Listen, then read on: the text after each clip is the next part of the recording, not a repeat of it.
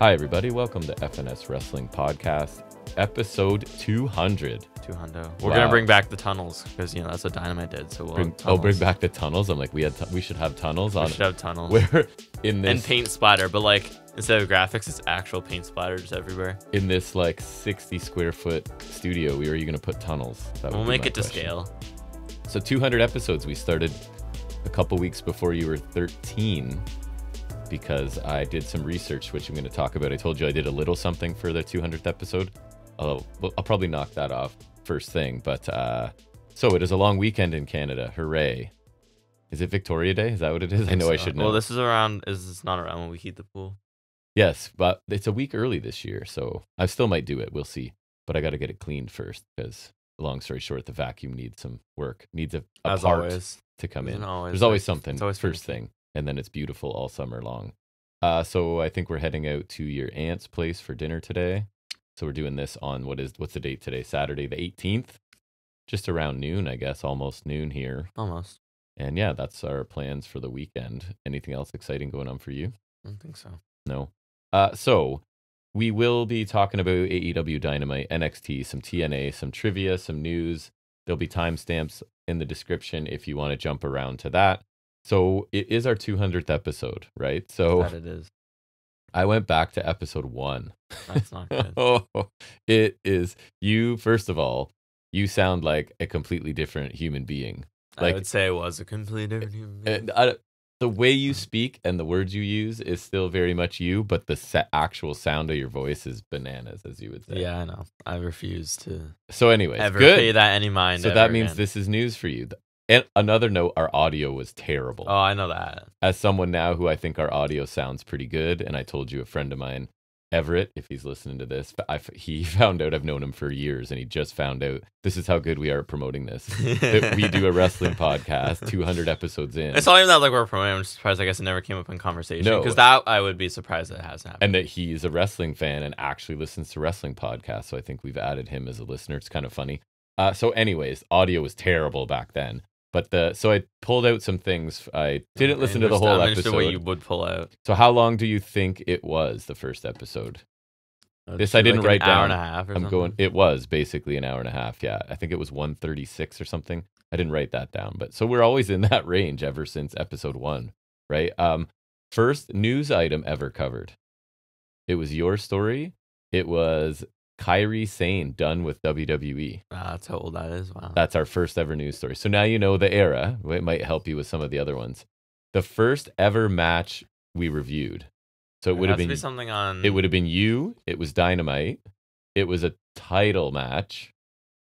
And it was with someone. It was Cody and something. It was Cody. It was TNT title, right? Cody, open challenge. Starks? Was somebody, it Eddie? It was Eddie Kingston. Yeah. Because you even give a little description of him and like. Because he wasn't with AEW at that point, no, right? He got like picked up. And I remember we first saw him in Impact. So you mentioned that, and then we talked about the tacks being extra long in that match.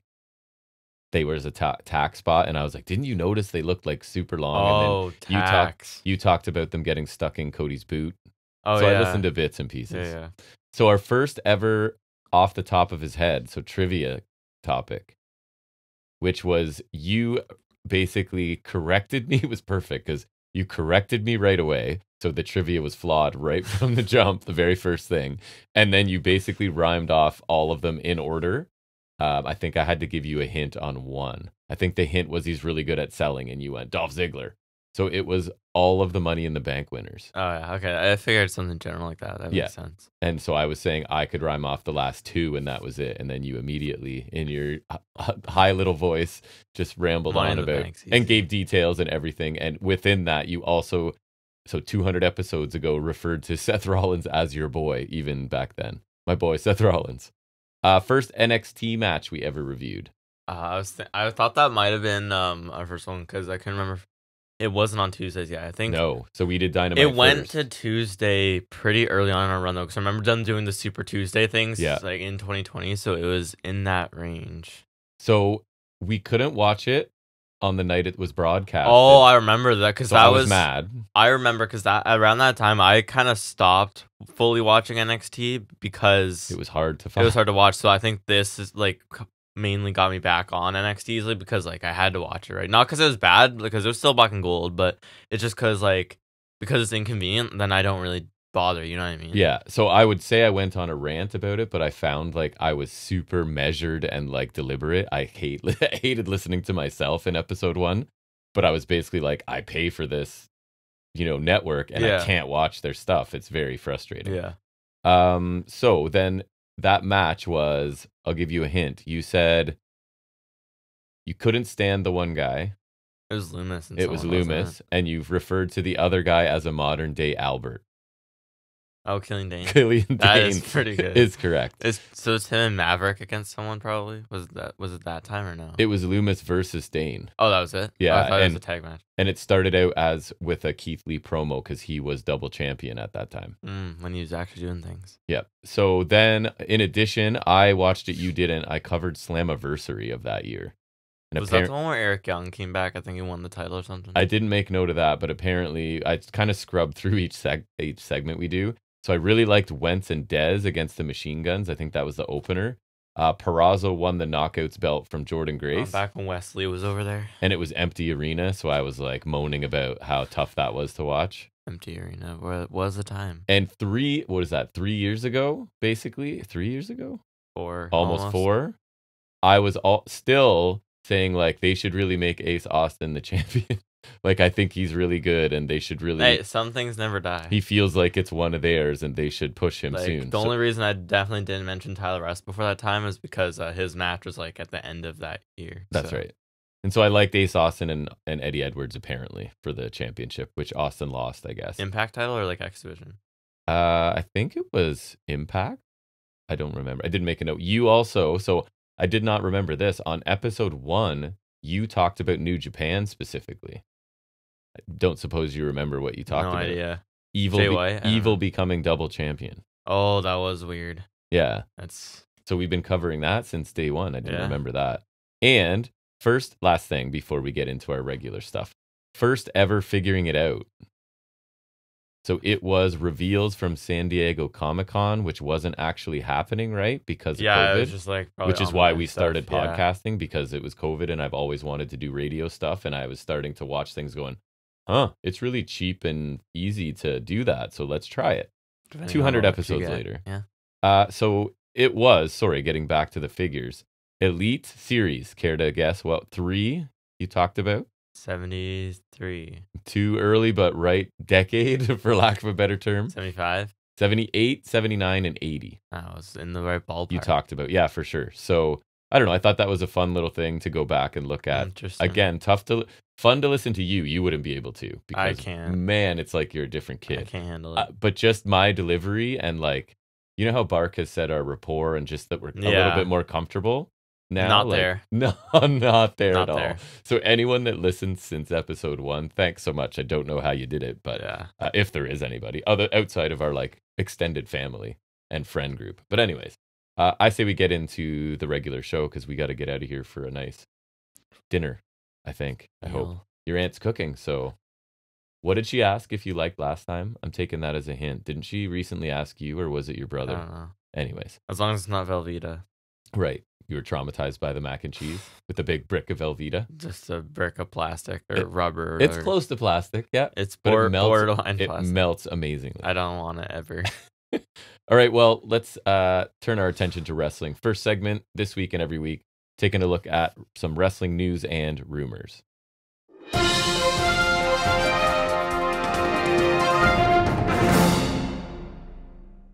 Okay, first thing we'll do is take a look at ratings. NXT this week, 567,000 viewers, down 14%. Earns a point.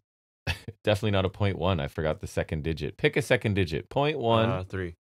I think that's low. I think 7. It might be 0.18 or something. But anyways, down 5.3. NBA playoff games on TNT. WNBA season debut of Caitlin Clark. Being the sports fanatic you are, have you heard of Caitlin Clark? Who? Caitlin Clark. I don't. WNBA, like, super mega star debuting. She's awesome. Most viewed game in the WNBA since 2001. So pretty stiff competition. Dynamite. 672,000 viewers, down 5.5%, earned a 0.23. They got both digits from me this week. down 4.2%. And they were head to head with NBA playoffs and NHL playoffs, as they are basically every week for the next month or two. What do you have? First one I had was the Saudi people. They're working a new deal and they're looking for a Rumble or a Mania.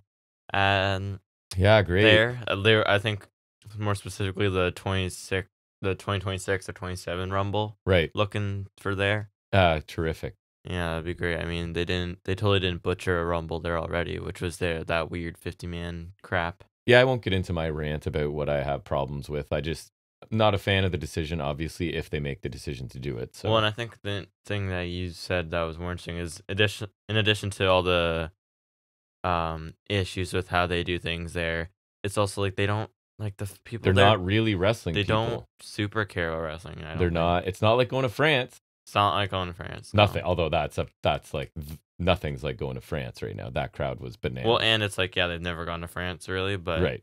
So they were starved for it, and and with Saudi, it's like it's I don't know. I just don't see the point. Like I don't mind these international stadium shows, but like go to places that are better. The point is hundreds of millions of dollars. Yeah, pretty much. I mean, if Shawn Michaels come in retirement, nothing's off limits.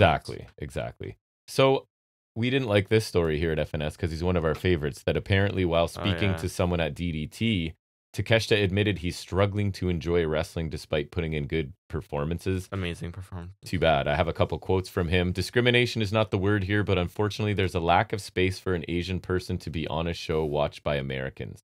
Ouch. That is the case sometimes. No matter how good my condition was, nor the amount of matches I was put in, or how many times they said my match was good, it felt like I couldn't make it in the starting lineup, to put it in baseball terms. Too bad he feels that way. I'm not sure he's wrong. No. I mean, it's hard to say, but I feel like they need to start doing better with that, and that's what people have been saying. Takeshita, we're ready for you to be... I've always been ready. Yeah, we're your biggest supporters, so obviously you listen to this. Takeshita since day one. Another one was everyone felt like they're having fun wrestling in Japan. I don't have any fun wrestling ever since I got to America. That sucks. However, when I stopped having fun, my matches were better received, and I gained more recognition, and it's not proportional. That's the part where I went, could this just be an angle? What do you mean? The whole, like, my matches get better, so he could be, like, the meaner and nastier I get, like, character-wise. Just because I don't want this to be the way he feels, because it must suck. So there's this little shred of me I feel bad for him, but... Is he going to work this into a, like, killer heel persona? I hope either things... Yeah, I hope it's either, like, a work or that things get better for him, because I think he's amazing. It's like, the meaner I get, the more people appreciate it. Like, genuinely probably one of my favorite wrestlers currently in the world. Yeah, he's amazing.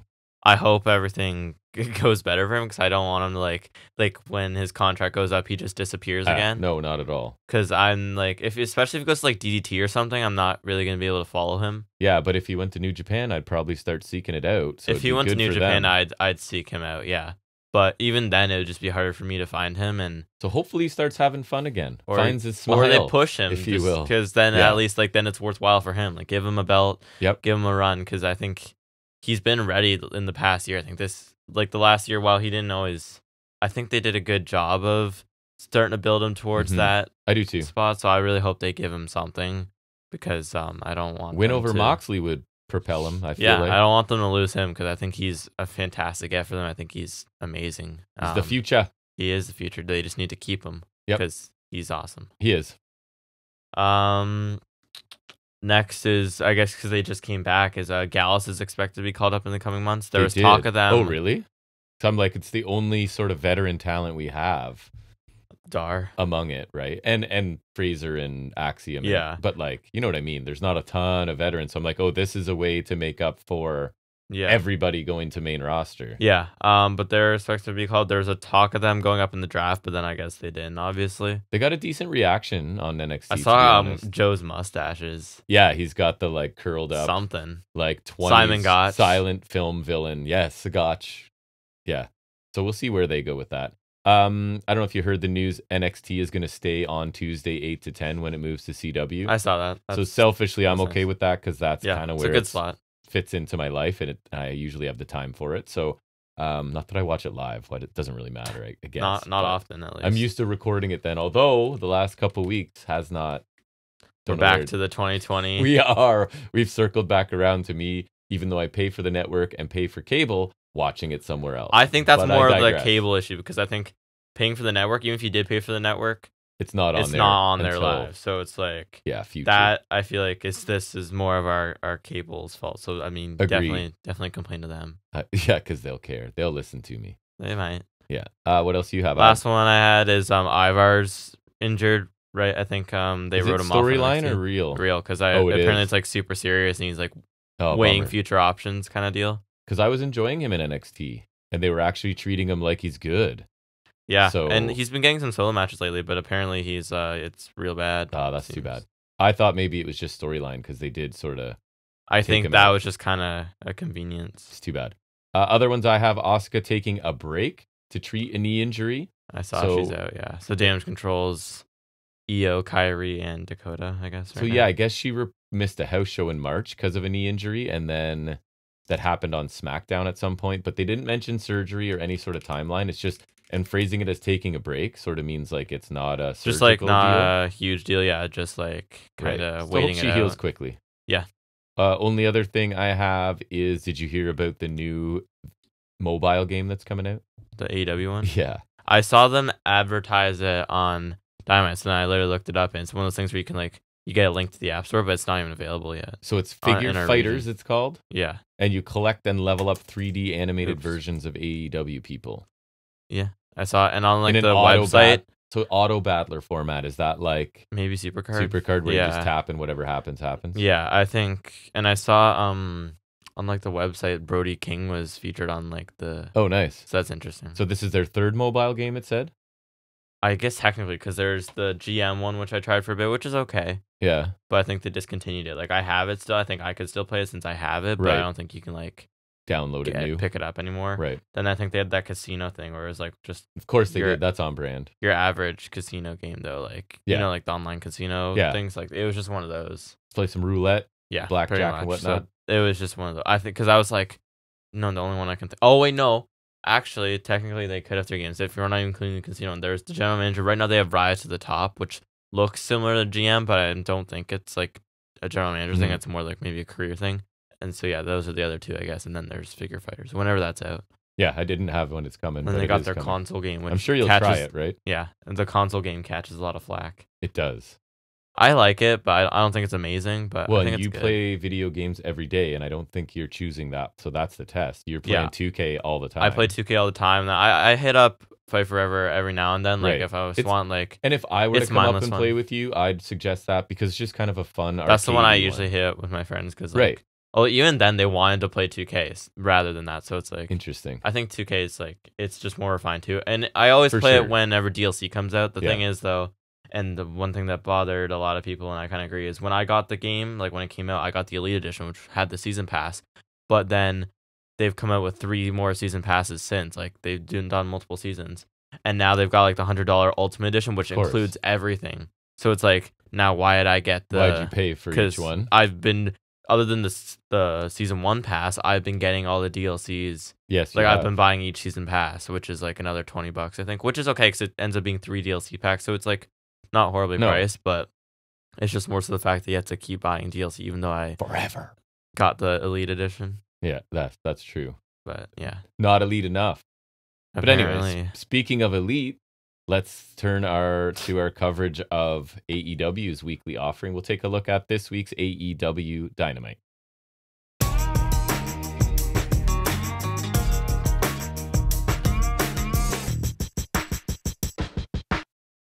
Okay, talk to me about Dynamite. we went right into the opener, which was Mox and Danielson against Kyle Fletcher and Jepu Kabu. We love pretty much everybody involved in I this. like everyone in this. Always match. I love nice to everyone. see Jeff Cobb, right? Jepu Kabu. You've enjoyed him in your limited. I like viewings. Jeff Cobb. Yeah. He's cool. No intro for Dynamite and no entrance for the heels either. And I guess Cobb is right. I guess Cobb's a decent replacement for Hobbs too, right? Like another kind of athlete. Powerhouse Honestly, guy. I would a good- prefer Cobb if anything. No offense to Hobbs, but I think Cobb You just want is- Tour of the Islands, which you're not going to get. No You're not Tour of the gonna get Islands it. here, but like Cobb's also just like he's got this goofy looking standing moonsault. Not goofy because it's bad, just No. because it's ridiculous how graceful A he man is. of his stature gracefully flipping backwards from his feet is It just looks strange. awesome. Yeah, looking. no, he's great. And also they mentioned back when Mox was feuding with Jericho in the Inner Circle, before he won his first AEW title, Cobb was pulled in as a ringer. Yeah, that's so right. there They is did actually some mention that. history there. So I thought that was actually kind of cool. And for me also, if Callis is pulling in a ringer, it makes sense because Cobb's in United Empire with Aussie Open and Osprey and Hanare and all them. Hanare. I think he's coming Best back tattoo soon. in the game. Yeah, he's coming back soon, I think, because he was hurt after the cage match. Where he had like remember he was like wrapped up the whole time. He got pummeled in that match. He also pummeled. He did. He like slapped the absolute crap out of Gabe Kidd. Slapped that the was soul out of Gabe ridiculous. Kidd. Yeah. Anyways, Cobb and Fletcher attack Mox after he hops out of the barricade in ringside. And you can see Mox's belt's kind of like black or whatever, because I think Evil attacked him after his last match, and like when Evil was never openweight champion recently, like spray painted the belt black. So I think he spray painted Mox's belt a bit because Evil's. I just heard that it's the belt is black. Yeah, kind of. Yeah. I guess that's a thing. Danson's music hits and he joins the fight, and we get them fighting the Danson theme for a bit. His music hits and does not stop. It doesn't stop for a bit, no, until the bell rings. There was a running dropkick against the barricade to Cobb from Danielson. Then ring bell means the music stops. Some knee targeting on Cobb from Blackpool. Then Danielson locks him in figure 4. Mox tags in with Danielson, still has it on, and he drops an elbow on Cobb. Diving knee drop from Danielson with Fletcher hung over the top rope. Cobb misses his standing moonsault, which it's stupid how graceful he is. He is. And then Danielson runs at him. He's caught by a rotating back suplex from Cobb. I know that's a regular move of his, which looks really awesome. Yes. It's like a swinging back suplex, which looks really sick. Strike exchange between Fletcher and Mox. Fletcher goes for his running corner kick, then gets caught with a gnarly looking lariat from Mox. Mox hits the cutter to Cobb, then Fletcher catches him with his Michinoku driver for 2, which always looks great. Yeah, really sudden. Danielson broke the pin on that one. Flurry of corner offense, including that corner kick from Fletcher and Cobb, followed by a jumping tombstone for 2. The finish comes when Mox sends Cobb into a Psycho knee from Danielson, then Fletcher takes the Danielson roundhouse and gets absolutely drilled with a Death Rider. Yes. For the win. Post-match, Takeshita attacks Mox after the bell, and Fletcher and Cobb attack Danielson. Claudio runs in with a crowbar to chase off the heels. Yeah, man, I thought this was a great opener. Really I good. enjoyed it a lot. Just what I want in an opener, right? Yeah. And it's not much chance it's going to be bad with these 4. I love think all these everyone guys, got a chance to look really good. I thought like the final stretch into the finish was awesome. Post-match attack, I'm pretty numb, but it was fine to those. So it's up to Takeshita, so that's okay. Always nice to see Cobb again, and yeah, I thought this was a really fun opening match. I'd take Cobb in the group if they signed him. Yeah, for sure. Yeah, I thought it was great. Didn't waste any time getting into things. Started right with the Mox's theme hitting. I like them brawling Danson's theme a little. It gets like, it feels kind of hype when they're fighting with the music on it. Just like, I wonder what the like kayfabe too. Logic is to it. I don't know. Like they just forget to push stuff, I kind of wish Danson entered first, so that we could get them fighting the Wild thing, because that's tradition. Yes, it is. Which makes me wish that Mox was in the Anarchy in the Arena, just because it's tradition that his theme is just play while you fight. You could just listen to it on your AirPods. The first time they did it, yeah, I could. The first time they did it, in like I think it was 2022. It was playing for half the match, because I think last year they did it. Last year they did it as like a nod. Yeah. And they played for a bit. I think they even did it in Stadium Stampede at All In. But I remember the first time they did it was Double or Nothing 2022, because it was like, remember it was the one where Danielson got kind of hurt. Yeah. In that one, and then he missed Forbidden Door. Yeah. But it was like them and Eddie and whoever against Jazz, and I remember that was the one where they played it for like half the match. We were very hilarious. amused by that. I'd rewatch the match again just to watch that. Because it was so funny. But this match was entertaining throughout. I like all the guys involved here, and everyone got their time. If they were to sign Cobb, like I said, I'd gladly take him in the Callis crew. And even though I miss it here, I chuckle at his standing moonsault every time, just because he has no right flipping with such grace. Defies physics or something. Something like that. Mildly. No Tour of the Islands is outrageous, but we should get a drill call later. No.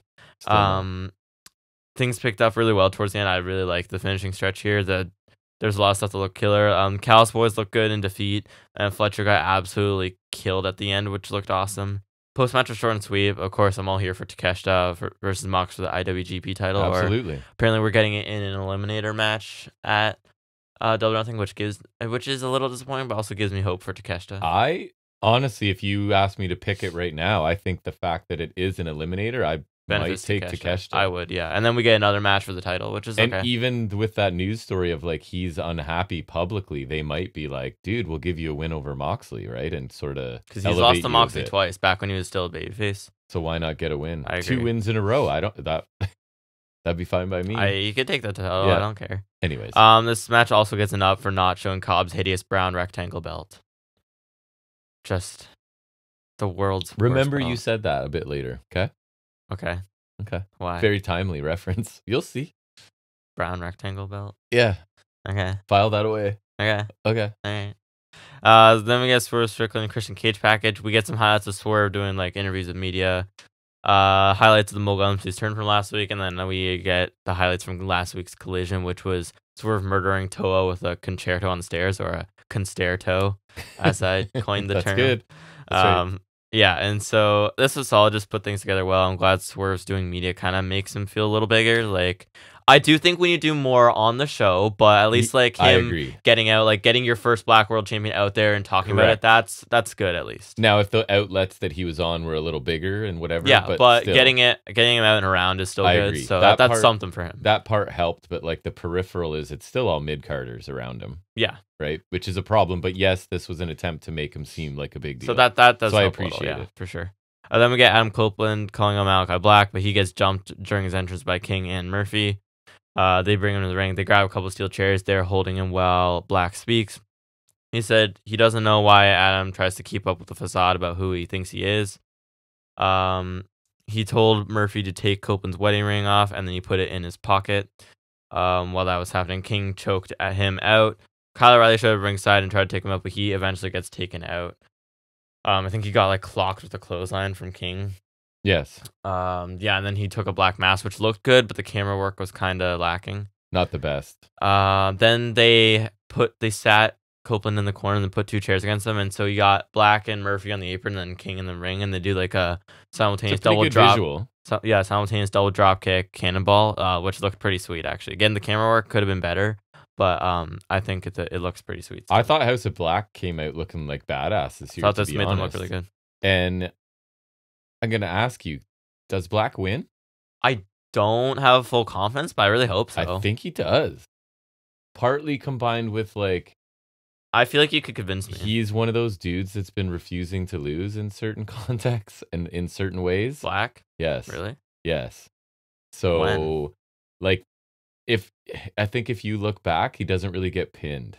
He loses in multi-man stuff and other stuff. So the report, I can't remember where I saw it, is that he, in certain circumstances, is like, no, I'm not taking a pin there. Interesting. So I'm wondering if, I don't know, and I'm liking what they're doing, and I think he has a promo later too, right? So He does. we'll come back around to it. But yeah, I thought they always look cool. It's just, You have to be consistent. it stops and starts, right? Yeah. Like, oh, they look cool, then they're gone for 3 weeks. Or then they lose something, or Right. they lost their belts to the Acclaimed. Like, Or we're going to hype up that it's the house rules stuff, and then that's just sort of gone. Or yeah, that whatever. died. Yeah, anyways. This was solid. It was very short, but I thought it was still good because they come out of this looking menacing, so I won't complain too much. I Right. thought Black sounded solid, and I guess taking the wedding ring is an evil thing to do. I do like the angle he's working with what he's saying with Copeland. They need to do a better job of showing it, like we were saying last week. I like what he's saying because it makes sense for those who know Edge and his career. Like I'm not faulting that. The logic there makes sense, but we need to kind of Couple specifics. Yeah, and I understand you can use WWE footage, but we were even saying last week there are AEW examples you can use. Anytime you sit a concerto on someone, Yeah. the stuff with what was it, Spike with Christian, Yeah. like anything, right? Like Yep. anything in those kind of matches. So I feel like you could do a better job of showing it, but the logic is there for me. And the wedding ring part, I thought was I can do a it. simple way Yeah. of taking something really important, right? Mhm. Also out of this, I'm gonna need Murphy versus O'Reilly on Dynamite in the near future, or even Collision. I'll find that That would be cool. because that would have gone crazy back in the Black and Gold days. Yes. So I need that. I feel like the only logical route to go this feud after the match stipulation at Double or Nothing is to make it this. So we already know it's a barbed wire steel cage. So you go no rope, barbed wire steel cage, wedding ring, and Beth Phoenix on a pole match for the TNT title on an opposite pole, of course. Can something explode? It'll be the cage will explode too. Explode? Yeah, Right, we'll have maybe little explode. sparklers on the two That's ends right. that don't have poles. That'd be just as good. Got to Russo this up, you know. The stereo corner spot on Copeland was pretty killer. Just the camera needed It to looked catch good. it better. Yeah. For sure. Then we got highlights of the Eddie Kingston Gabe Kidd match from New Japan's Resurgence pay-per-view, which I think was a strong show technically because this was for the strong openweight title. It was the no ropes last man standing. Then we also got shown the Elite's attack on Eddie post match and their backstage promo from post show. basically, like, there was this spot during the match where there's a table between the ring and the barricade, and Gabe gets too close to the barricade, I'd say.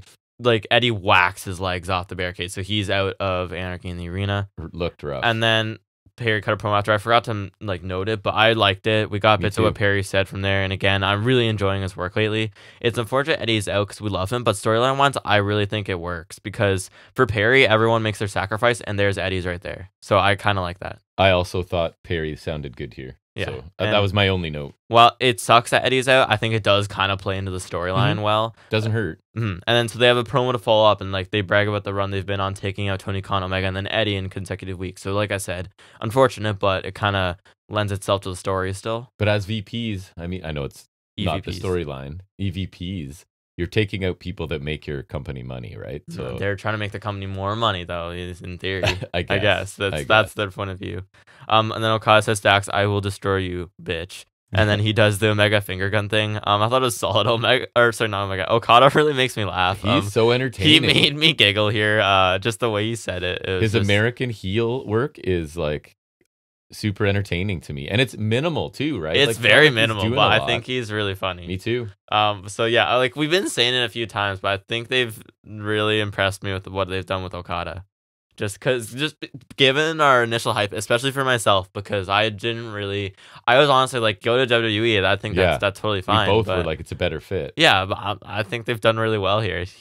And that also unfortunately shines the light on how not well a job they're doing with Monet because they came in at the same time. Yeah, agreed. And I have a history of really liking her. Yeah, that's true. It's not like the loving complete Okada, opposite. It's but the complete loving opposite. Okada now, and her. I'm like, I proposed the perfect situation to make her better. They just haven't pulled the trigger yet. It feels like they're stepping towards. I feel like something.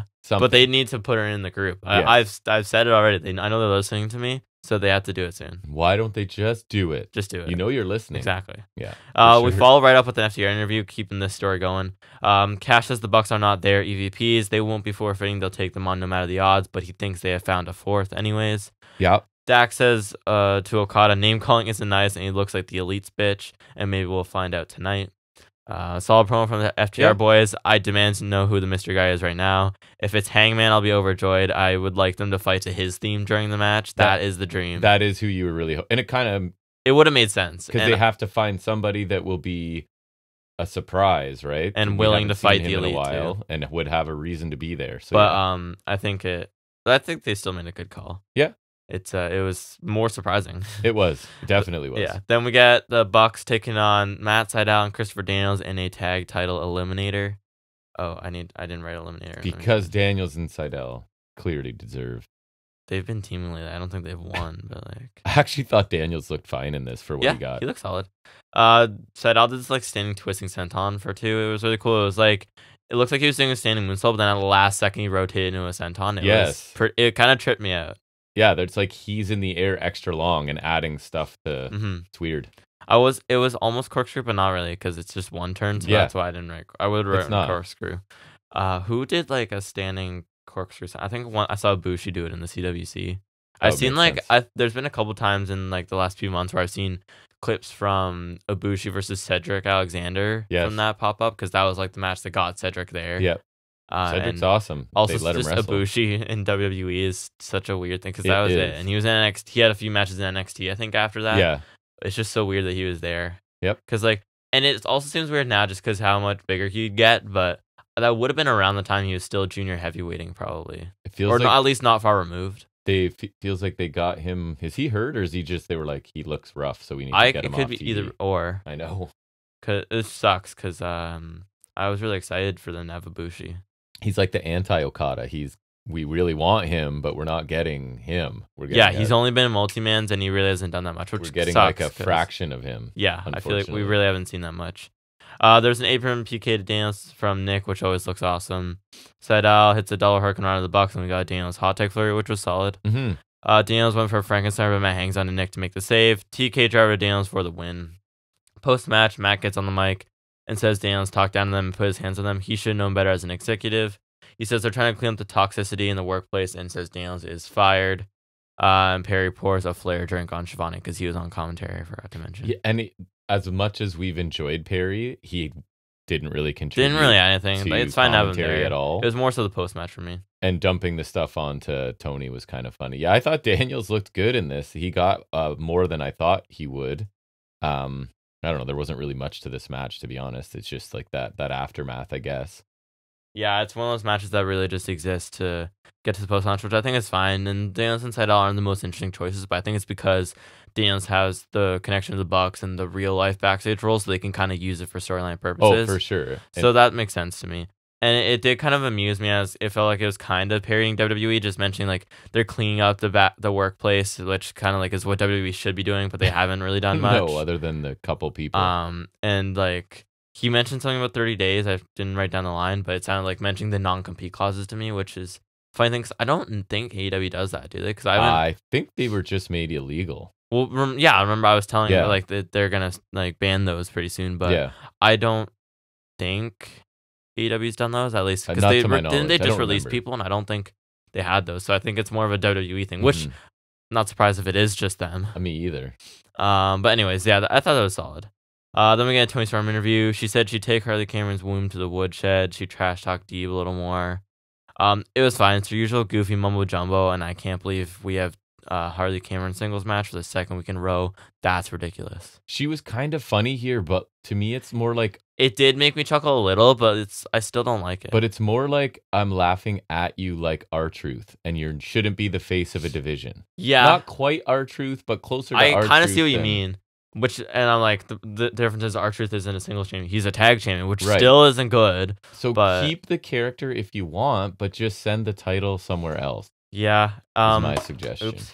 It was, I think I wrote it later when she was done her match, but like, it was just, this week it was really setting in the feeling for me that she's had the belt way too long. Yeah, and really, there's been no legitimate challenges to it either. Well, I feel like they could just give it to Peraza and called it a day or something. Like, I don't think they built her up. I agree. That's the problem. Honestly, I really don't care at this point. If they'd brought her in as the Virtuosa, had her dismantle a bunch of people, had Toni Storm being a face because the crowd cheers for her anyways, you could have built something believable, but you haven't. That's true.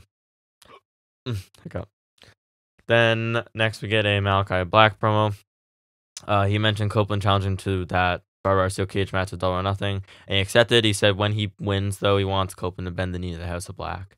I need the ring on a pole or I'm not watching, but it was a solid promo. I like this because it's I'm not sure. Does that mean, because does Copeland still lose and kneel to them then? I'm not sure. I don't know, but it felt like this is him having a more focused, transparent, instead of speaking in like these riddles, vagaries and stuff. He's actually got stuff to talk about, even though we still want a few more details specifically. But so I thought this whole like I'm going to expose you for the monster you are. Yeah, it's fine for me. Yeah, for sure. Then we get Hook versus Sebastian Wolf. Overhead black suplex from Hook. Crossface shots. Red Rum gets the win. Hook calls out Jericho. Jericho comes out with Large William. He spoke about wanting to share the spotlight with Hook. Hook said he wants the spotlight on him beating Jericho for the FTW title tonight. Jericho said it's not a fighting moment. It's a teaching moment, because he like asked the fans if they wanted, like, he's kind of doing the fake babyface thing, but then he was like, this is his way of warming out of it, kind of. Yeah. Also, he stole Andre Chase's line. He did. Teachable moment. He wanted Hook to be less selfish like himself. Fans were chanting at him to retire, and then he said when he retires, he'll be inducted into every wrestling Hall of Fame, but he's not ready for that, which I guess was a fine retort, but it's like, I still want you to go. I don't care what happens. The crowd after. chanted retire again, eh? Yeah, that's what I was saying, and then that was his reply to that. Yeah. Jericho said it's the for the world title, not the for the Hook title. He said when you lose a title, you have to work your way back up again, which is funny coming from a guy where they had rematch clauses for years on end. Exactly. He told Hook this Saturday on Collision he has a qualification match, and if Hook wins, then maybe he'll face Jericho for the title. Hook said that sounds great, and also this sounds good, and he hit Jericho on the head with a mic. Not a very hard mic shot. No, but then he cut him or something, though, which was weird. Blade's job had to be. I don't know. He was like bleeding on his head, though. It's a weird Blade job to do. The mic shot did not look hard, though. No, but it's just a weird. I feel like it did cut him somehow, except I don't know why you'd Blade for that. Bill saved Jericho. Jericho broke free, leading to an elbow on Hook. They were ganging up on Hook. Shibata makes a save. Boots Bill out of the ring. Yeah, this is just kind of meh. Like, okay. I don't really care. I think there's Jericho's- some FTW contenders. Hold on, I'm gonna look on AEW. Jericho is more full heel here, I guess. But I just like this time could be better spent doing many other things with other people. Yeah, and even Hook, I'm just kind of. they have some sort of FTW contender series on. Unsurprisingly, I don't feel like this program is elevating Hook at this point. Right? It's like, Jericho. Not It's surprising. It's Jericho. Exactly. So yeah, there's FTW contender series on there, which I guess is like it says the winner advances to an eliminator. So there's Shibata, Rocky Romero. Okay. Want to see who's Hook's qualifying matches against? Who? Johnny TV. Okay. And Makes sense. I think the only other one I see is Brian Keith versus Boulder of Bear County. Hey, first win for Boulder as a singles, probably. Congratulations. I mean, that's not the like crazy far off either. But yeah, so like not. It's such a weird choices. It's not good. Also, because it's like the hardcore title side, I'd like some more interesting stuff. This is fine. Classic squash match segue to an angle. Post match stuff is fine. I just don't care. Don't want to deal with Jericho. Shibata's nice to see. I love me some Shibata. Yeah, Shibata's cool. Give me Shibata Takeshita. Thank you. Actually, Shibata might re-aggravate his head issues if Takeshita forearms him even once. So maybe don't. To lighten up a little. Yeah, maybe don't.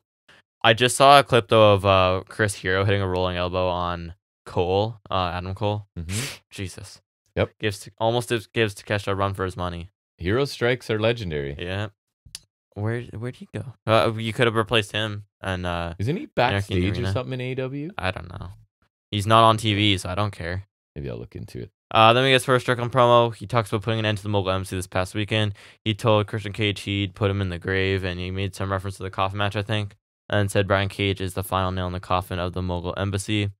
Solid promo from Swerve. We had some good lines. It's just missing that edge still. We're sounding like a broken record here, but it rings true. Yeah. Just needs something more to him. I agree. Yeah, it's totally fine. Or you turn him heel mid-run, because... He needs something. Yeah. The edge is dull. Ospreay can be babyface, and yeah.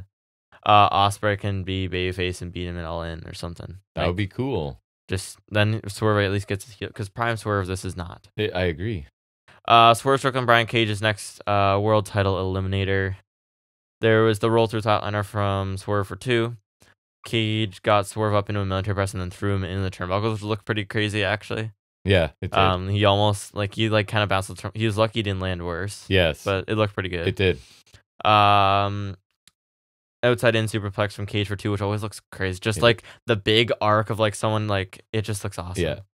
Yeah. Cage level Swerve, and then Swerve comes back with a drop kick to the back of the head. He leveled him with a clothesline. I forgot to write that down.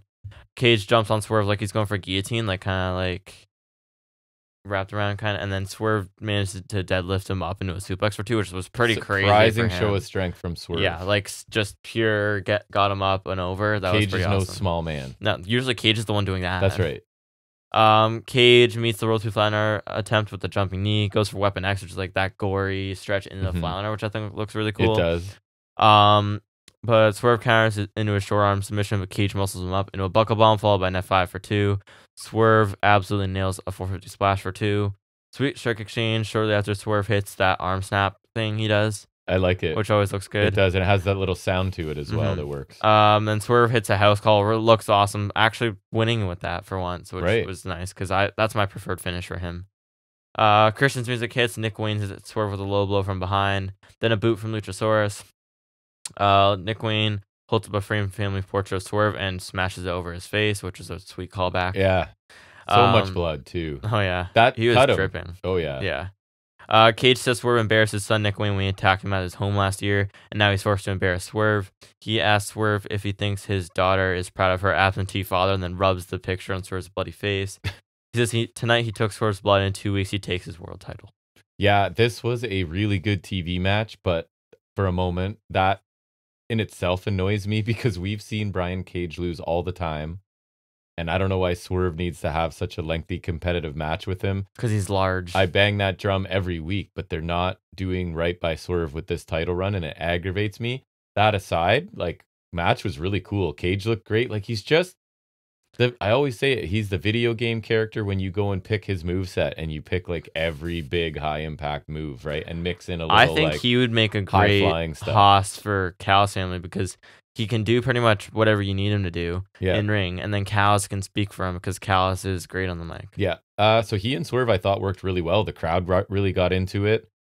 Good match. And the aftermath, I know I say I'm numb to all the post-match beatdowns and stuff, but this one was more vicious, right, than the average. And it had like tied it makes more sense. Yeah, it serves more of a purpose. Although it's still like, although I've come around on it, it's still a heel seeking justified revenge for previous terrible things done by a babyface. I think I said before, it's like, but Swerve has to. It's realistic because Swerve has to answer for what he's done, even if he's like a changed man. Yes, you still have to face your consequences. And then also for me, it's like I said, what Trent's doing, because he's like Christian's justified in why he's doing what he's doing, but it doesn't justify what he's doing because he's going so over the top with it. Like Trent is justified in how he feels, but it doesn't justify specifically his actions. And it's probably for Christian being the heel is not even real justification. He's just doing it because he wants to and knows that it's like an excuse. Fits, yeah, he knows how to play the game. And so I like the uniqueness of that dynamic. For Christian, it definitely works more in that manner where he'll find an excuse to do anything. I thought this post-match stuff added quite a bit to this angle, feud, whatever for me. Yeah, for sure. I thought it was quite helpful. Yeah, it was a pretty good TV match. I liked it. Good stuff as always from these two. Some stuff impressed me, like that deadlift suplex from Swerve was super impressive. It was. I liked the post match too. Christian trying to take something from Swerve every week, keeps the story alive and adds something each time. I really enjoyed the callback to the Bloody Wayne Academy invasion, which was our segment of the year last year. Right. I'm wondering when they'll pick up the Luchasaurus thread again. I just remember because that produced some really great bits at the start of the year, and one of my favorite segments so far, which was that Christian segment from the first Dynamite of the year. It was awesome. But they've quietly dropped it, so I'm hoping when we resume things after this, maybe he accidentally the reason for Christian losing this match, and then we can pick that up again. Because circle back around to their Luchasaurus chants were like really getting going, so I right. think they need to really capitalize on that. And I don't know what you do with him because you can't reunite him. You can't reunite Jurassic Express anymore. It reminded me of like the slow burn of DiBiase Virgil. Something like that. He was starting to stand up to him, and the crowd was like that because that was the only time people ever cared about Virgil. Yeah, it was. Which might be Luchasaurus, but I don't know. Luchasaurus can wrestle though. That's the difference. Right, Virgil can wrestle. Then as what's his face, that idiot says, then the bell rings, right, and things get exposed. Mm-hmm. Well, Virgil's from $1 Million Champion, so that's right. Respect him. Exactly. Then we get a Hook and Shibata interview. Yeah. Hook didn't care about the odds being stacked against him. Also, LA Knight's only WWE title so far is correct. Technically. Hook said he'll beat whoever he has to beat. Shibata spoke to the translator again, saying he won another shot at Jericho too, and obviously he's in the Contender Series. Mm-hmm. Hook said if he has to go by Shibata again, that's fine by him. Joe walked in saying if they stop playing themselves, they might be dangerous around here. Joe left and Hook was shouting out he'll fight him, and then Shibata through the translator said that Joe is too large to be wearing a floral pattern, which is pretty funny. Yeah. So I think like an interesting match comes out of this with Hook and Shibata. I like this. I thought like Hook and Shibata is something I could get behind for sure. And man, like, does Samoa Joe grab my attention? Oh yeah. As soon as he's out there, I'm fully engaged. I thought he was great here again. I thought like it's far down from the world title scene, but I liked what he said. He had some good points. And I liked it because he does have history here. Like he had that cracker with Hook that we really liked early in the year. And I thought he made Hook going, I'll fight you. I'll fight you too. Yeah. I thought like Joe made good points here. That's the thing. They could be more. He's this cerebral guy going like, you two young idiots, right? Like Jericho's manipulating you, distracting you. And like finding a way to fight for you to fight each other. And it continues to get him self-attention and get him on TV, and you guys could be doing so much more than this, but you're in his trap. Yeah. And I love that. So Joe's like been everywhere and seen it all, right? And he knows what's going on here. I'm interested to see what role Joe will play here, and then Shibata's line at him was really funny. Yeah, it was funny. Shibata's like the translate thing is kind of amusing. It is. It works. Still working for me. It works. Yep. Then we get Toni Storm versus Harley Cameron. I wrote in brackets, oh god. I don't think Harley Cameron's terrible. I think she's bad. I don't think she's horrendous. I don't think she's bad. I don't think she's horrendous. I think she's kind of bad. The glowing term passable. That's as far as I could go. Okay. Passable. Hip attack from Storm knocks her off the apron. Backstabber followed by a DDT and a Fisherman suplex for 2 from Storm. That was a solid string of offense. I thought Storm looked pretty solid for stretches here. Agreed. 8 defeat from Harley. Horrible looking version of the last offer too. Like her Shining Wizard is abysmal. So Abysmal. her strikes are very inconsistent because there'll be a couple where I'm like, that's okay, but then there's one where like it's that just was like her. She wouldn't just crack ran an and like egg. stuck her leg out to the side. I Yeah. was like, what are you doing? It- Especially because I just watched like Cole Gargano. I'm like, what are you doing? That's a tough comparison. I think I actually watched it after this match, but just thinking of it now, it's like, Yeah. stop. Every like 4 strikes there's one really rough A one. lot of the there. women struggle with strikes. I think it was Anna Jay that 1 week where I was just laughing because it was Yeah. bad, or like Sky Blue, I swear. Because Sky Blue will throw the odd super kick. Yeah, It looks good, but a she lot of does. the time, not Getting really. better. Or hers is more of a thrust kick, if I'm not gonna lie. Oh like, my goodness. I mean that seriously. Sky High for 2 from Storm, which I think she's done a couple times. Oh no, May was doing it too, which I think looks It looks solid. good, yeah. It Always seems looks like it gets a good oomph on it. it does. You know? Gets good impact. Storm 0 picks up the win for Storm, which is like just that stump pod, like the snap pod driver almost, which looks really cool because it's just so sudden. It's so simple, but it's like an effective drop. I feel like, you know. Yeah, it is. So, like, do you think that they are trying to justify their investment in Saraya by like, let's get you on TV with a protege because we're paying you a lot of money? I like that. That's still a point. It's like they have to justify their investment still because she really hasn't paid off in any way. I don't even think Harley Cameron's bad. Like, I was expecting worse. That's true. But like, she gets more screen time than 90% of that division, and I would like 2 weeks in a row. I would like to understand why that's happening. I would also like to understand why. But anyways, I thought Storm looked good. Cameron's passable, as I said. But the dynamic of this, I'm going to complain for a second. And you have too, right? The dynamic of this Deeb Storm feud is all messed up, and it's hurting Deeb. It doesn't make sense because like The crowd cheers for Storm anyways. They don't want to cheer for Deeb, even though she's telling this personal story of like, I've had seizures. which I like and that, but I also like Heel Professor better. And they're Correct. doing all this, but then they have this weird mishmash with Mina Shirakawa repeatedly coming to save the heels. So it's like you don't want to make Storm a face, even though she's getting cheered half the time. But then you're also having her like getting saved, facing another heel in this match, and it's like it's so disjointed. And I think part of it too is because I'm formulating this as I'm talking. Because Storm has other stuff going on with Mariah May and now Mina. Deeb it's doesn't like- feel important. Right, and I don't think anybody will.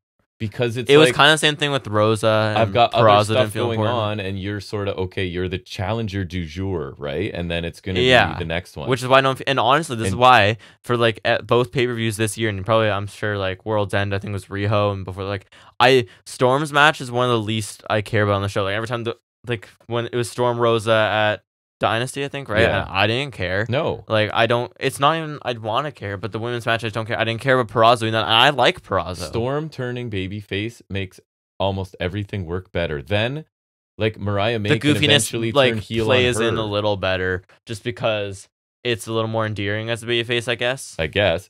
But it just means, like, Deeb can be a heel. Mariah May can turn and be a heel.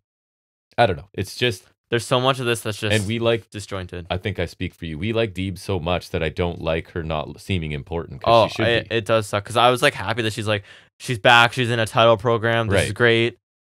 Not connected. Yeah, Unfortunately. but the match was fine. I think Harley's still kind of was. bad, but Storm, despite her character work, is still good in the ring. Like I do like Storm as a I wrestler didn't now. hate the match, yeah. So I thought she carried this well enough. She strung together some good stuff, and Harley looked not good in comparison. After Storm won, just seeing her with the belt makes it feel like it's been too long. It has. I just see her holding up the belt. I'm just like, it feels like that belt's been captive almost. Almost like when Jade had the TBS title forever. But then you go like, but then who? And they seem incapable. Literally anybody. I don't care if you build it up good. Just give it to Deeb and be done When with is it. Hater back? We need Hater because I feel like she could be the one. Right? But yeah, I don't know. We need to figure out something for sure. I agree. Next we get Ospreay and Roddy face to face backstage. Credit to TJR here because he's got like the segment pretty much summarized. Like not everything's there, Yeah. but like it's like they're in quotes, so it's like almost everything they He said. does good so job. Good, That John. good stuff from him. So Ospreay, he spoke first. He said, "I feel like the world's eyes are upon me, but I hate that you are so comfortable around me with that championship. It's either because if I lunge at you, these guys will grab me," referring to the Undisputed Kingdom behind them, "or it's because I've retired the Tiger Driver 91. Why are you playing these mind games that you want me to unretire this move because you're playing them piss poor? I've done that move to people I love and people I respect, but I don't respect you, and you've never respected me, bruv. You've always looked down on me, so in turn, I've got none for you." Strong. That's the smartest thing you've ever said. I've never had respect for you. It's the fact that you're so talented in that ring, but you're such an idiot out of the ring.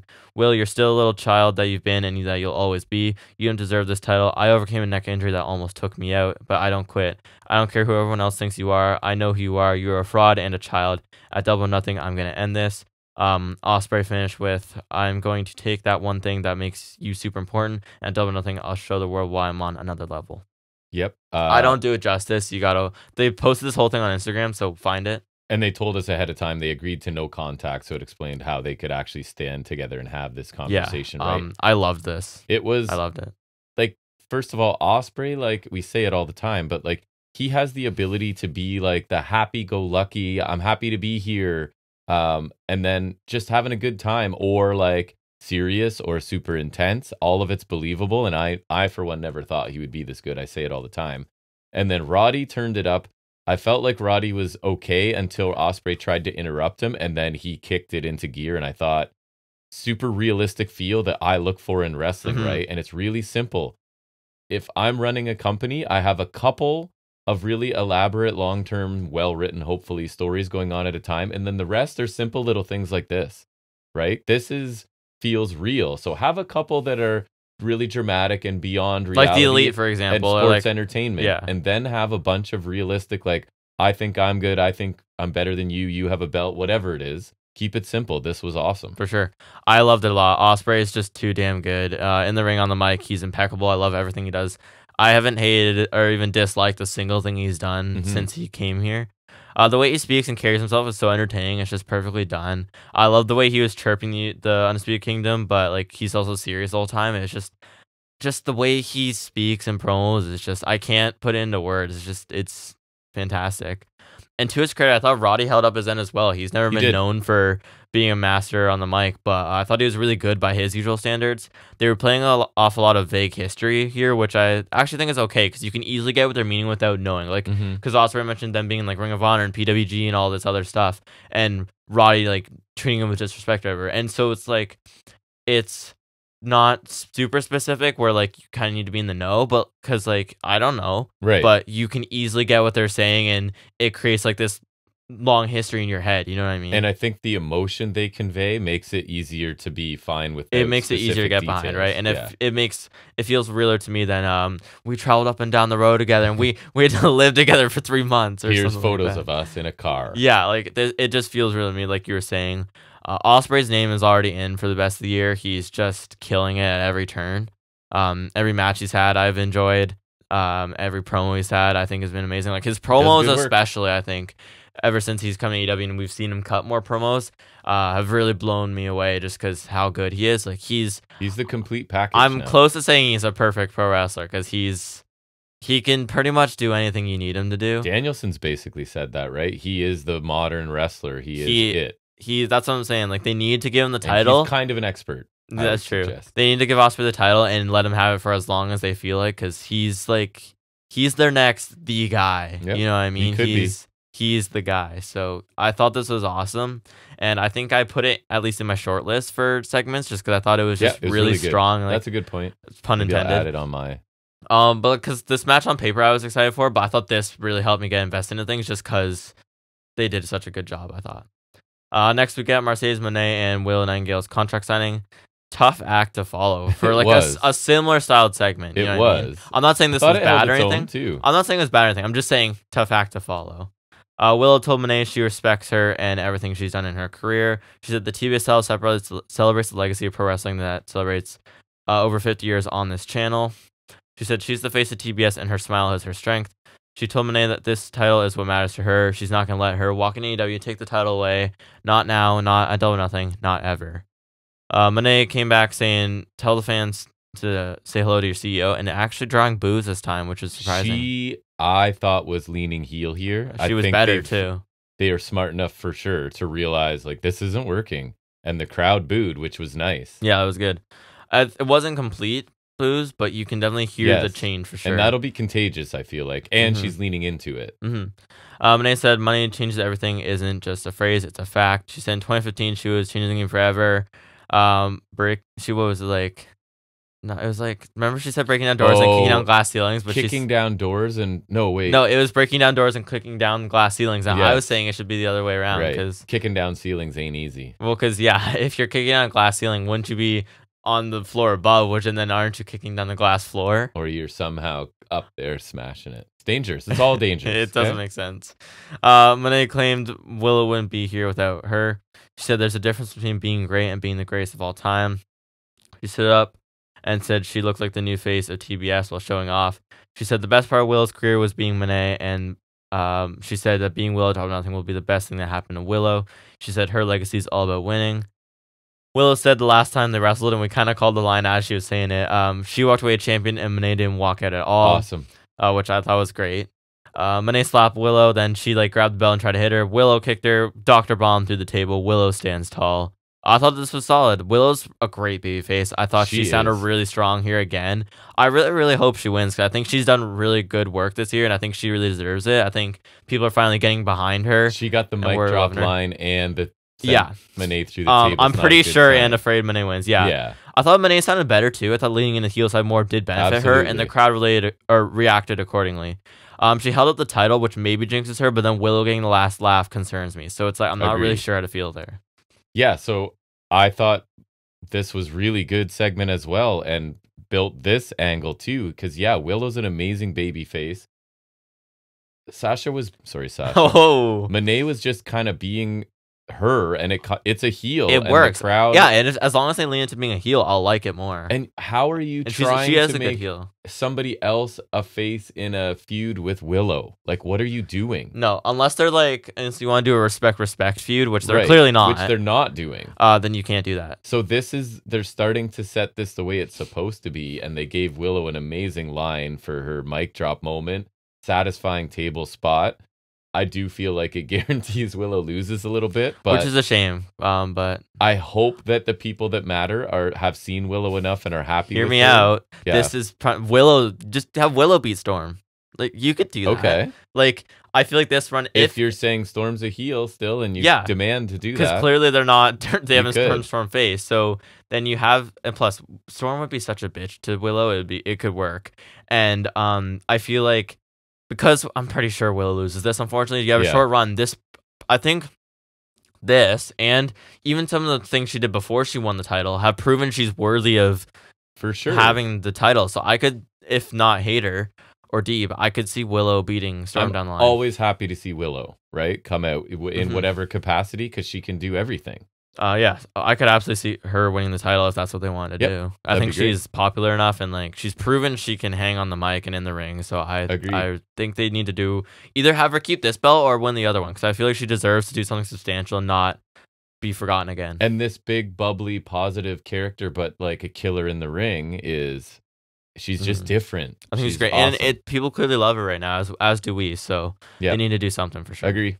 We come to our main event, which is Kazuchika Okada versus Dax Howard for the AEW Continental Championship. On paper, I'm excited because I love Dax as a singles. Like he had that nice run in 2022. Where I was like, for the first half of the year, there wasn't anyone I was seeing who was consistently better. I think Mox took that just because his interim work. He lasted the whole year, too. Yeah.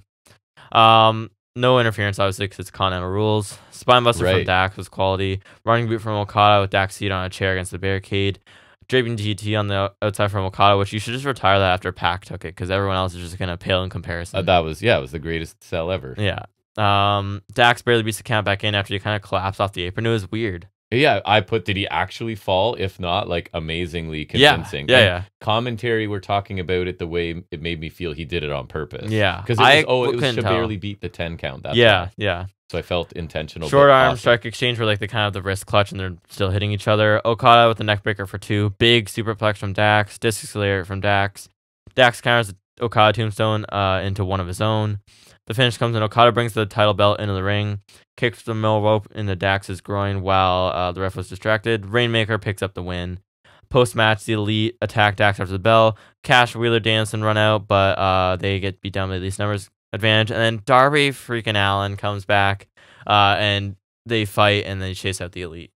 Yeah, so I have no words for Darby. I really like the match itself. I thought it there was really nice. No chance Stellar. I wasn't going to like it with those two. And the result was Absolutely. never in doubt, but I still found myself really enjoying it, right? Dax is awesome. Okada delivers in main event situations like this. Just a really good back and forth match. And Okada had to cheat, didn't have to cheat, chose to cheat at the end, which sort of fits. Which he did with Eddie too, I think. We've said it already this week, and I know you agree. I'm so pleasantly surprised with how much I'm enjoying Okada.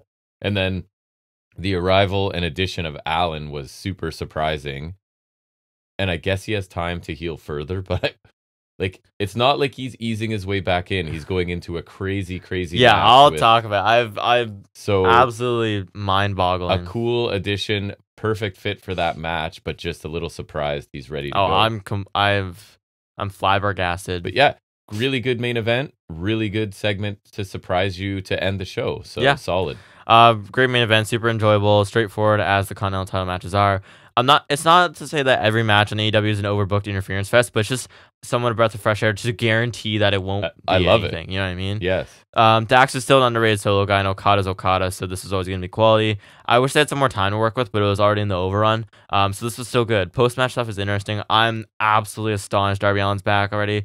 This guy's not human. I don't know what this guy's deal is, because I have zero clue how he's back, and like pretty much like nothing happened. Like he doesn't have like an ankle brace on or anything. Like just over 2 months ago, the man willingly jumped through a pane of glass off of a ridiculously high ladder. Then like later in that week, broke his ankle in a match. Then like a couple weeks ago, broke his nose because he got hit by a freaking bus. And he's back. This guy is not human. I don't understand. Like, that's not a normal 2-month span for anybody ever. That's not a normal year for anybody ever. For many people.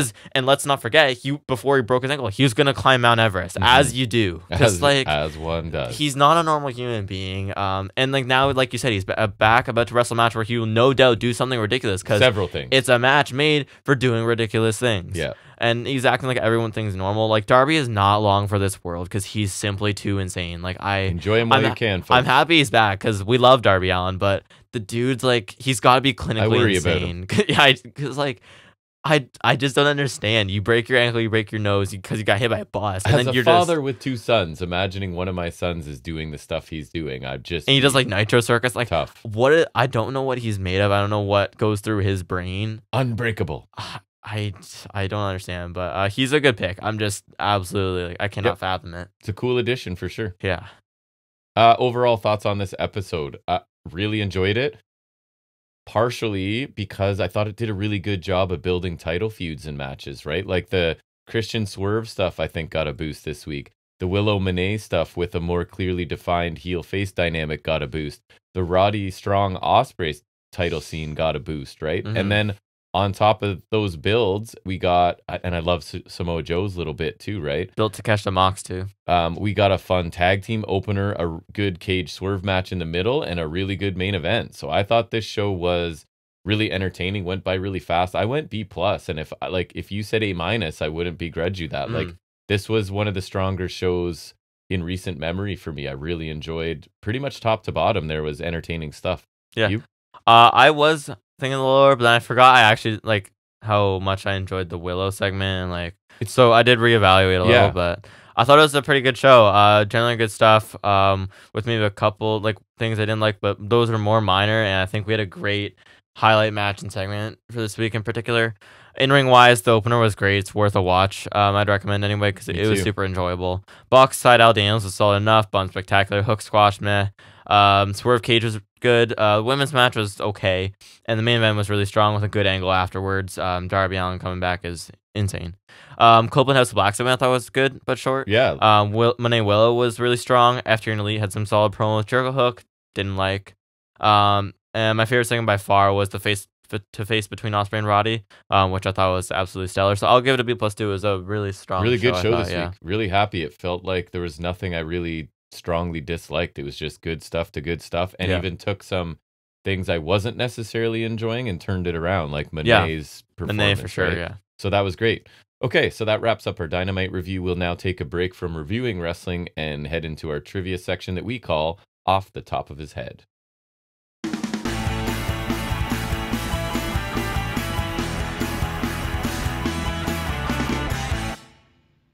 All right, so what did I tell you to remember that you said earlier? Oh, I What do did I remember. What was it? Come on now. Oh, the ugly belt. Good. So we are doing some trivia based around that very topic. Ugly So, belt. ChatGPT, I said, where was it? Can you list and describe the 15 ugliest championship belts in wrestling history? Okay, so Okay. again, who knows how accurate ChatGPT is, but I figure we can give it a try. It I'm might also be curious fun. to see what they consider to So be I'm ugly. starting at 15, okay? Okay. And I'm going to try and go with, there's no way you get this one, I don't think. This one's probably the hardest one, actually. The early version of this belt had an overly busy design and many colors and symbols, which made it look cluttered and difficult to read. Like one of the WWF titles? Not in United States. So that's why IWGP? No, it's I'll give you this one, the AAA Mega, early version. Don't know. Okay, the next one, 14th Does it specify ugliest. anything about it? No, that's the most generic description possible. So, this is a current belt, according to ChatGPT, features a very large, oddly shaped center plate with a simple map of the USA and basic lettering. Oh, the national title? Which looks outdated and unattractive. The NWA national Correct. title? Yeah, we hate that one. NWA National Heavyweight current version. All right, number 13. This was a specific time period, 85 to 98. I'll give you that. While iconic, the classic design with a very plain center plate and minimal detailing was often criticized for its lack of flair compared to later design. 85 to 98. Mm-hmm. And I'll give you, it's a WWF title. Intercontinental? Correct. Does that make sense to you? That would be the belt that like you like. The white one? Not the white one, but the same design. The just one on the that black. became the white one? The one that was the one, like just it's the same design just on the black, but like that's that belt. Because 85 would be like I think around when they introduced it. Because I know in 98 they scrapped it. Because I remember Austin chucks it off a bridge, and that's when they're bringing the Right. that's when they're bringing the oval design. So that's crazy. That's like one of the best belts in history. Okay, so it's an accurate description, but we disagree at its placement. Okay. So this one, easy. I'll double check it. Bronze penny-like appearance with Spartan helmets. Mocked WWE tag titles, yeah. from when to when? 2010 to Yes. 2016 is the bronze Correct. ones. That's they what had the silver ones from 16 to this year. Don't know if you'll get this one. Used in the 70s, this belt had a very simple design and plain gold plates and minimal detailing, making it look like a generic trophy belt. W title, I don't know. WWWF, World Martial Arts Championship. Oh. Good luck. So this one, let's see. The original belt held a silver and black design. Oh no, sorry. This new version of the belt had a silver and black design and was widely criticized for looking cheap and unimpressive compared to the original. And this was around 2006.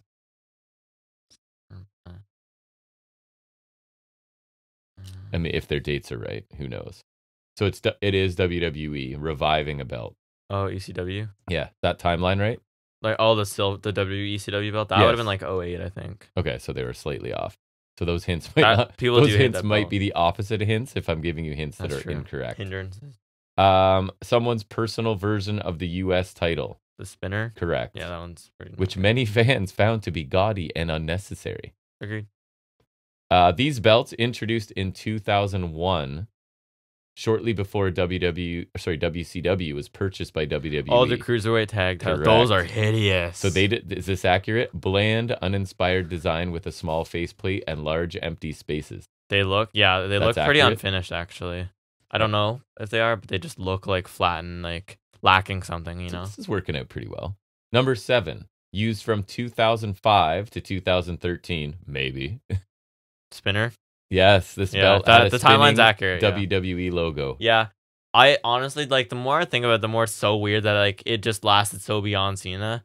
Like a lot of times, was strange. Triple H and Orton held it. Like Punk held that for over a year. It'd be like someone having the smoking skull belt to me. Yeah, or although the that would be belt. better because those at least look like respectable belts. But there's somebody's logo, basically. I know.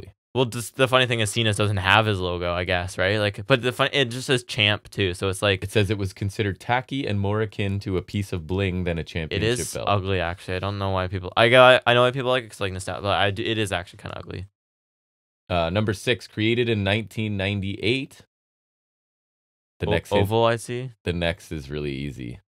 Smashed up duct tape version. Oh, hardcore of the classic. I wouldn't say it's Eagle. ugly because it's supposed to be like. And it even says its ugliness was intentional. I wouldn't even call it ugly. It's just like it is what it is. Symbolizing the chaotic to me, it's nature like of hardcore. Yeah, like it's not ugly. It's just it represents what it's supposed to be. To me, it's like ugly if you designed it to be a nice belt and it's hideous. You know what I mean? Number 5, from 2007 to 2017, possibly. Featuring a large gold plate with a globe and eagle design. This belt was criticized for its overly intricate yet simultaneously dull aesthetic. Big eagle and not a globe? WWE, I'll give you that. Oh, okay. I was going to say. 2007 to 17, don't know if that's right. Eagle and the globe. Globe might be helpful. Globe IWGP and no, Intercontinental? It's North American. They're saying X Division? They're saying TNA Heavyweight Championship. I don't think so, because I think they changed designs multiple times in that period. They might be referring to the 2017 A belt, which I do think is ugly, but it didn't last to 2017. It didn't last 10 years. Because there's like that 2011 one, like the one. Remember the one that Moose brought back? Yes. They would have used that in that time period, so that already doesn't line up. That belt I actually really like. All right, so next one's 1991 to 94. Sometimes called, that's too easy. Early 90s version had a very large plain gold faceplate that lacked detail, making it look more like a giant accessory than a prestigious title. WCW title, like the NWA, the Which big one? gold. But yeah, big gold belt. You think that's ugliest? Yeah, that's crazy. 4th ugliest. We disagree. I don't think it's like. I don't hold it in as high regard as most people, but I would never say it's ugly. No, me either. I think. Well, for me, it's just the iconic big belt. It looks like it looks like a WCW. grand big belt. Like I would never call it ugly ever. No.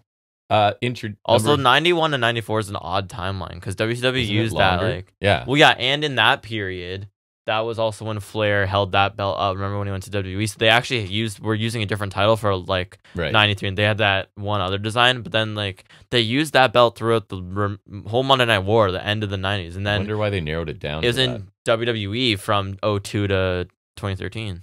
Weird. Yeah. Number 3, introduced in 2016. The bright red strap received significant backlash for its garish appearance. Universal title? Yes. Which people hated that, the jam belt. Many fans felt was too bold and clashed with the gold and black centerpiece. I don't think it's like horribly ugly because I think red straps are fine. It's just more so like that the red doesn't look really good because it's a lot of red. And then also just the lack of originality is what really gets me as well. That's true. Considering they used that design like 7 times over. They did. Number 2 definitely belongs. Known for its butterfly shape Divas title, and pink highlights, the belt was often derided for its overly feminine design and lack of prestige. Number 1, Jeff Cobb's belt. Jeff Cobb? Jeff Cobb's belt, number 1. It's not. Well, it should be. Number 1 was introduced in 2019. Oh, 24/7 title? Features really? a plain green strap and large round gold plate. It is up there because green, like... Criticized for looking cheap and uninspired. Green's always a horrible color because there was that one WWE title, the big green belt, where it had like the 4 side plates on each side. I think of Daniel Bryan's as the green belt. That one's actually nice. That's like that was such a cool idea. It actually looks really nice. I feel like they left money on the table. They with did that for character. Sure. But I think Jeff Cobb's belt's up there. The New Japan TV title is They didn't even mention Hardy's belt. Oh, the Hardy Immortal belt. That's yeah, in the top. that one's really bad. That's on the podium for me. Or the new NWA Exodus bad West belt. Remember I showed you that one? It looks like it's hideous. Really bad. Hideous. But anyways, I thought that was kind of fun. Yeah. You did pretty well on it. I like ugly belts. We'll shift gears back into talking about wrestling. Anything notable from whatever we watched the rest of this week. We call it Highspots and Restholds.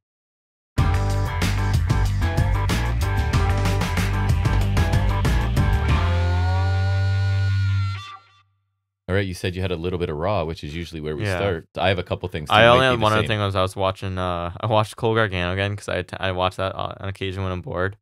Because I think like it might make my top 5 matches of all time. It is fantastic, no doubt. The 2 or 3 falls. It's so good. The final stretch of this match is amazing. When we talk about like, the final few minutes of Ospreay and Mega's perfect. Final bits of Danielson and Ospreay were awesome. Like this one is just like because the crowd gets like so into it. Yes. The black and gold crowds are peak, but the fans reach a fever pitch. They're going crazy for every near fall, and like the reaction when Cole taps at the end is chills. Like especially now when I watch this, it like kind of encapsulates everything I liked about that period, everything that made everything, just even from the venue, the crowd, the wrestling, everything was just the storyline. perfect. Prime Black and Gold NXT was untouchable. It reminds me how good like Gargano's so good at getting his ass kicked too. Yep. Like he takes a beating, and you just see it on him. Resilient babyface extraordinaire. Oh yeah, and like some super kicks he takes from Cole get an audible reaction from me every time I see it, and I know when it's coming too. Like there's the one roundhouse Gargano threw on Cole, and it was like the thigh slap was crazy, like a gunshot. But like with the super kicks, I think partially because Cole throws some of the best super kicks in my opinion. He's one of my favorites. Thrust kicks? Sure. And then partially because of the perfect thigh slaps, and then partially because like Gargano takes it so good. Like sometimes the whiplash on it is for his head is crazy. I think like because my one friend who's pretty big main roster guy, he hates it. He hates this match. I don't understand. Do you even like wrestling? I beg to differ. You like sports entertainment. Some might say he kicks out too much, but like it's such a great moment. And like something near falls, it's amazing. Like every near falls hype. It's probably my favorite NXT match by far. And see, that was the point of this segment. Any random stuff you watch. I know, and I don't. That's why I mention it when I do, because that match that's a match I rewatch regularly, kind of like Ospreay Omega. It's like I love. It's so good. Although I don't talk about all the indie stuff I watch, because that wouldn't be interesting. I watch some weird stuff. I miss like this Undisputed Era was prime wrestling, and like Gargano. I think Gargano and Ciampa had the better storyline. They produced a great match. This for my money is my favorite NXT match, and it would probably make my top 5. Like if I had to go a top 5 just off the top of my, I think I mentioned the 1 week, but I go this Ospreay Omega. I would probably take Swerve Hangman over Danielson Ospreay just because it's different, and I love both those guys more. Yep. So I go Texas Death from Full Gear, Ospreay Omega. This match, probably the North American ladder match. In that order? No, just in general. And then Ospreay, I figured Omega. That one's my top, and then like I'm torn between probably it'd take like I would want to take a Shield match, but Andrade Gargano, maybe Shield Evolution. I'm not. That one's it's good, but it never like connect on the same level for me. I think somewhere in my top 10 too would be the In Your House 5-way, the one that Cross won, but I loved everyone else in that one because that one's great. I'd have to go back to some Lucha Underground too. I love some stuff in there. Swerve Air Fox was especially bananas. What was the Royal Rumble Ultima? Type? No, not Ultima Lucha was the show, right? That was Aztec Underground. Aztec Warfare. Or Aztec Warfare, yes. Awesome. Why did I say Underground? Lucha Underground. But for Raw, the one high spot was Tyler Bate was airplane spinning Akam in the 4-way tag, which is just crazy looking and he was spinning fast too. I missed that. I didn't finish all of Raw, and I think I dozed off in some parts. But I did tell you that McIntyre opened the show. That I liked. I thought him and Priest did really good. They did. McIntyre's always funny. He had like a good counter for the what chance. I thought Priest was good too because he made a good point of, like that basically him cashing in was McIntyre's fault. Like he tried to cash in on Seth, and McIntyre told him to cash in on him basically, and he also got beat up by a one-armed man. Like it all makes sense. I think. Drew is like, Punk's ducking me, like I keep showing up, or he keeps showing up right after I leave, or he tells me to come find him in the booth, and then he's gone down to the ring, etc., etc. So I enjoyed it, and then I told you I really enjoyed the Io Shirai Shayna Baszler match. Yeah, and I know you were disappointed because Baszler lost, obviously. Yeah, but the match was really good, and I told you there was one really good sequence, and I think the latter half of it that was really entertaining. So I quite liked that. My only other Resthold was Dragunov loses to the Yeet Man. Yeah, which I feel like we should discuss. Really unfortunate, man. I hate it. I've seen some people saying Dragunov's buried, which I think is obviously too far. For sure. I think it's a huge mistake, like putting him there. And I understand not wanting to give away his match with Gunther, and I get that. But then I feel like you shouldn't have booked yourselves into a corner where you had to pick one or the other. Like I feel like Dragunov, you could have given. I think the Ricochet match works easily as a TV match on its own. I think you suggested that to me, and that makes sense. That didn't have to be part of the tournament. You could have because Ricochet was never going to go far either. Dragunov get a quality win, and then not have him tagged with a loss right after. To like, I know which Uso is it? It's Jay.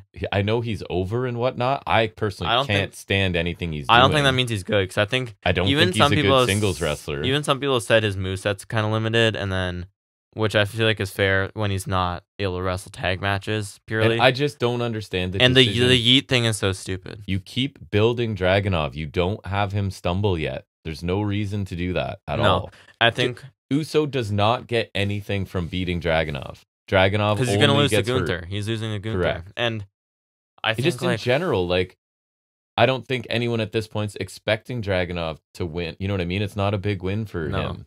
And Anyways, like Jay, you just can't take him seriously as a main eventer. I've been I saying this. can't. He's not main event Jey Uso. No, he's not.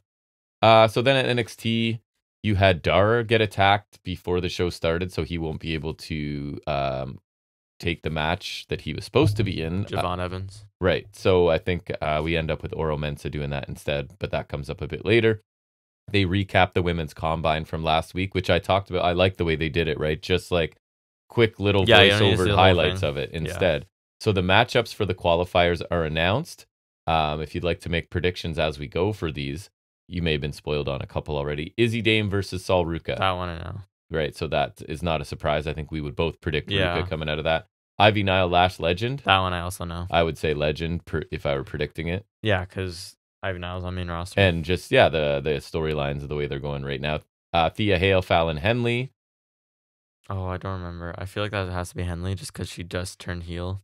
Oh, yeah, did that match happen? I don't know. I don't think that one's happened yet. Jada Parker, Brindley Reese. I feel like it has to be Jada. Jada Parker, I think, too. Meechin, Tatum Paxley. Meechin. You think so? Main roster? She was in the segment. Yeah, true. Kalani Jordan, Ren Sinclair. Kalani Jordan, because she actually chose between pants or tights. Yeah. And Ava did some speaking in this segment. I feel like she is speaking differently, especially noticed it in the last couple lines. And I'm sure that if she's willing, there are people that can help her with whatever the issue. Like they had people work with Swagger. They've had people work with Cody Rhodes, right? To sort of lessen their issues. So even though you and I both struggle to pinpoint what even is her issue, there's an issue there. Yeah. I think we can agree. Not just because I think But I think it was better. I don't think her delivery has been good either, but it's the way she actually speaks is a problem. Yeah, whatever her speech issue is, in addition to I think not being good right now, like both of those are, like you can lessen the issue and then you can also just improve her actual work. I feel like this sounded better at the end.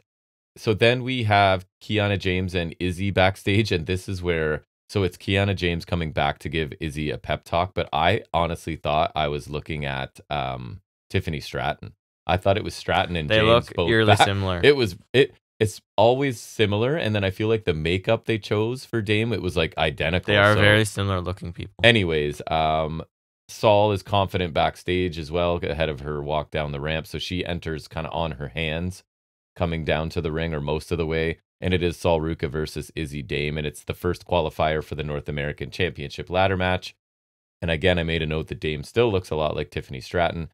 Ruka, I told you early on, she does like a somersault into an X Factor off the ropes. Second rope, I think it was. Completely misses. Don't know whose fault it was, but Izzy Dame still like sells it and rolls out of the ring. And then immediately after that, Ruka hits a moonsault to the floor that Vic says she didn't get all of. I actually thought it looked okay, but definitely wasn't as impactful as maybe they had hoped. I'm starting to think that's Dame because Ruka's done it before, right? And it's looked fine. Anyways, Dame throws Ruka onto the announce table, and that gets a nice reaction. Things did get better from there. Ruka ends up winning with the Soul Snatcher, which she actually kind of nailed this time. Out of like okay. Yeah, she like caught her like a head scissor almost into it. It looked really good. I thought it was okay, I guess. So 5-minute match. I thought it started out rough with a decent finish. It looked okay. It was about what you would expect for these two. Ruka's getting pretty good. Dame needs some more work, but she's got potential too. I just find it interesting that they push her as like a powerhouse, and they don't do that for Lash necessarily. Yeah, they're starting to now. It's still weird they haven't like really capitalized on that, because that's the way to go with her, man. She's like Jade Cargill-ish if you go the right route. Yeah. You know what I mean? She's big, strong, former athlete, looks great. Anyways, we'll get there. So now it's Ava's turn to look like an idiot in a segment with the family. She fines Tony $20,000 for abducting members of her roster, right? Like they abducted as if that hasn't happened before. Employees of hers. Didn't he like kill Pretty Deadly? Right.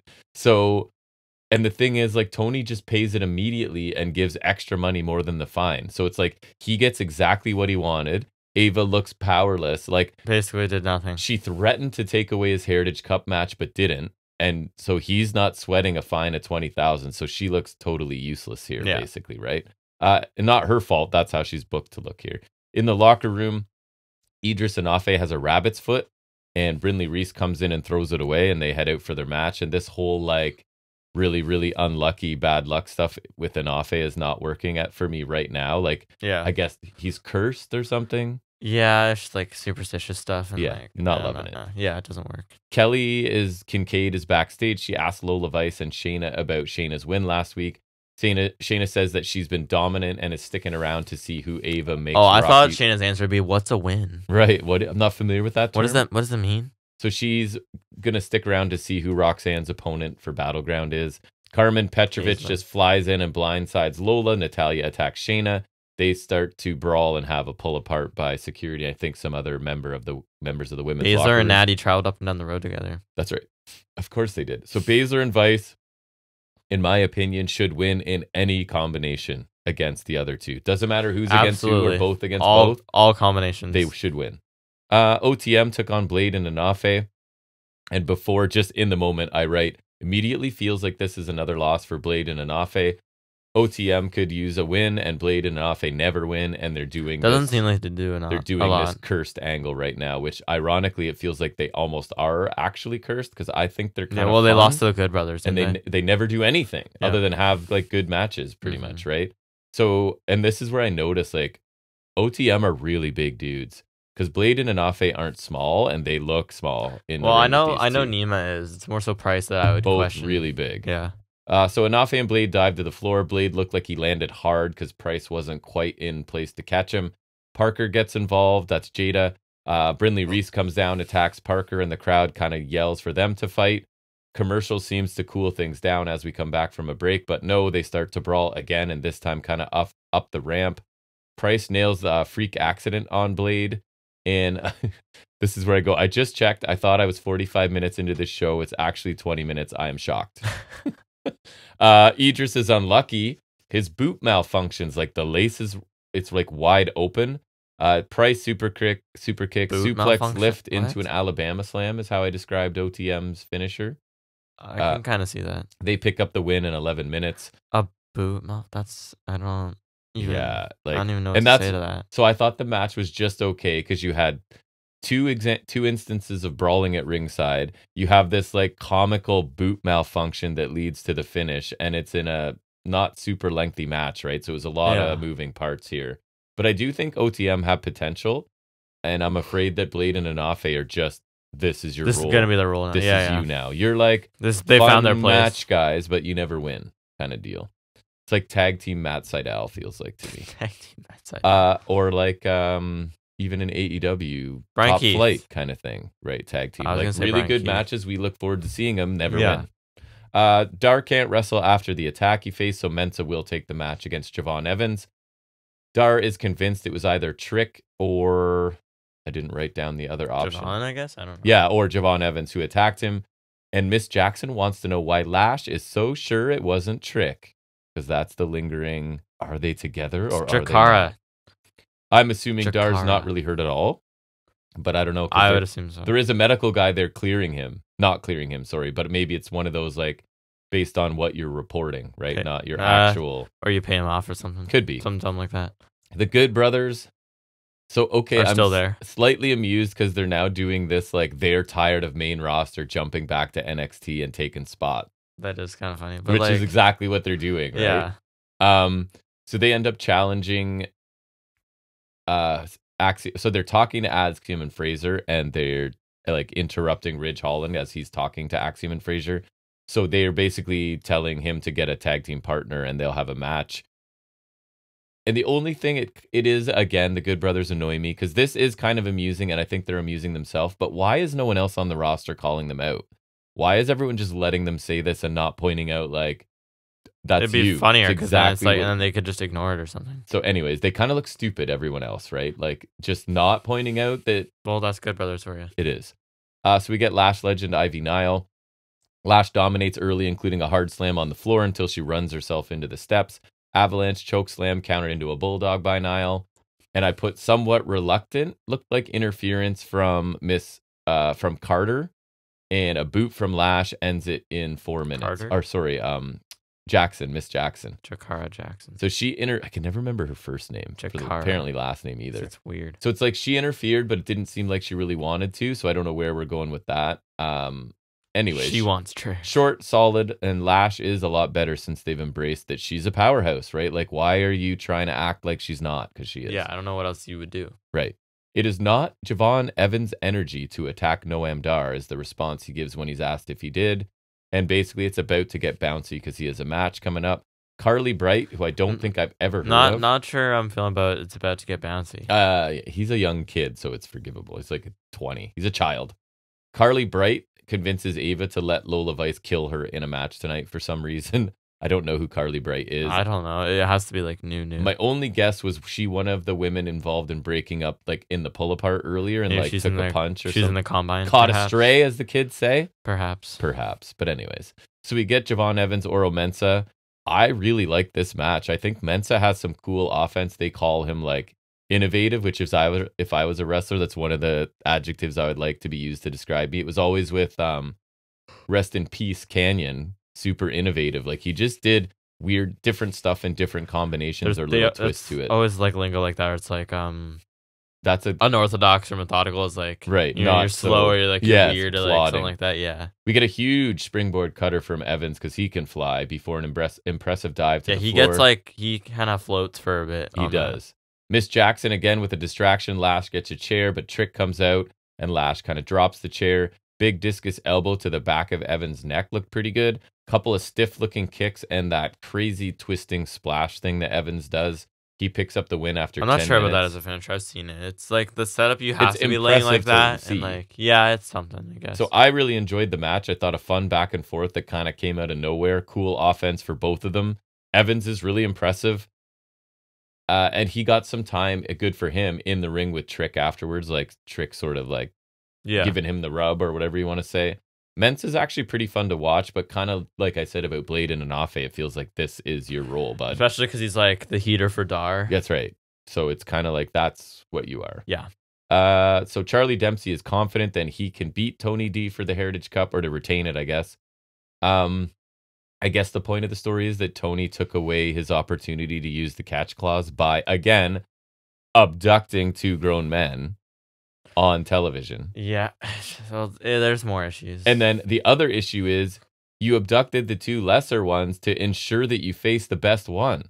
So sure, you took away the catch clause, but now you're getting the best one of them. Yeah, I guess because like you can prepare now. I guess because Dempsey's the actual champion because he actually won the cup. I guess. Well, I think it's more that the other two hang out together and were available to be stolen. That too. I don't know. But anyways, it's crazy. Oba, Femi. So it basically starts out, I'm really shortening things this week. Wesley's out in the ring pandering to the crowd, and not in a bad way, just facts. That's what he's doing. Oba Femi interrupts him, and then Ivar interrupts them, and then Brig interrupts them. And basically, you've got Lee ends up suggesting that Femi make it a fatal four-way, and Femi sort of tells them that they can have a match to figure out who gets the next title shot.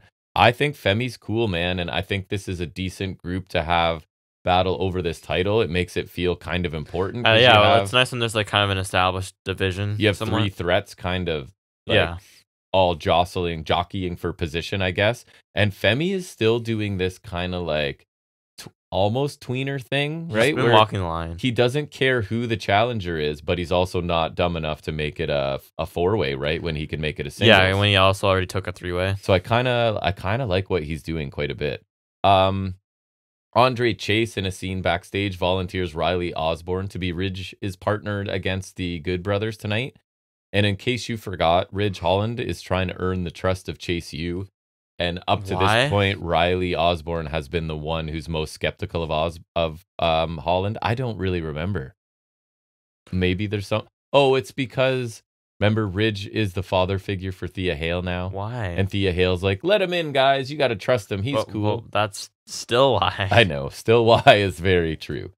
Sorry. Lexis King gets JC Jane's name wrong on a card. What was this again? Oh, Jasmine Nix is bringing a get well card around for JC Jane, and he signs it but doesn't know JC Jane's name. Sorry, who signed it? Lexis King. Oh, okay. And no one else will sign it, and this was pretty pointless. I didn't. Although, if you can find a still of Lexis King's like facial hair and the outline of his hair this week, like it's like to the extreme this week, because there's lots of shots really close up of his head. Yeah. And it's like impressively douchey or whatever the right word is. Anyways, the Good Brothers do face Holland and Riley Osborne. And I did make a note that good old Gallows no-sells a springboard dropkick off the apron in this early on. I didn't keep track of the actual offense he did. It might have been a bit more than usual, which means 2 or 3 things probably. Osborne gets isolated. We get a Holland hot tag. He sets up for his finisher, but Riley Osborne accidentally springboard drop kicks him as he was trying to take out the other Good Brother he moved. So he ends up he's the one that cost them the match. Anderson rolls up Holland for the win after 5 minutes. Pretty boring 5-minute match. That is pretty interesting. Right? So the one who doesn't trust Holland was the one to screw this up is the story here. And then later in a backstage segment, Osborne apologizes to Ridge, who's quick to forgive him and shake hands. Now it seems like all of Chase U are kind of on board with Ridge, which I'm sure means Ridge is going to murder them or something, right? You can kind of see where it's going.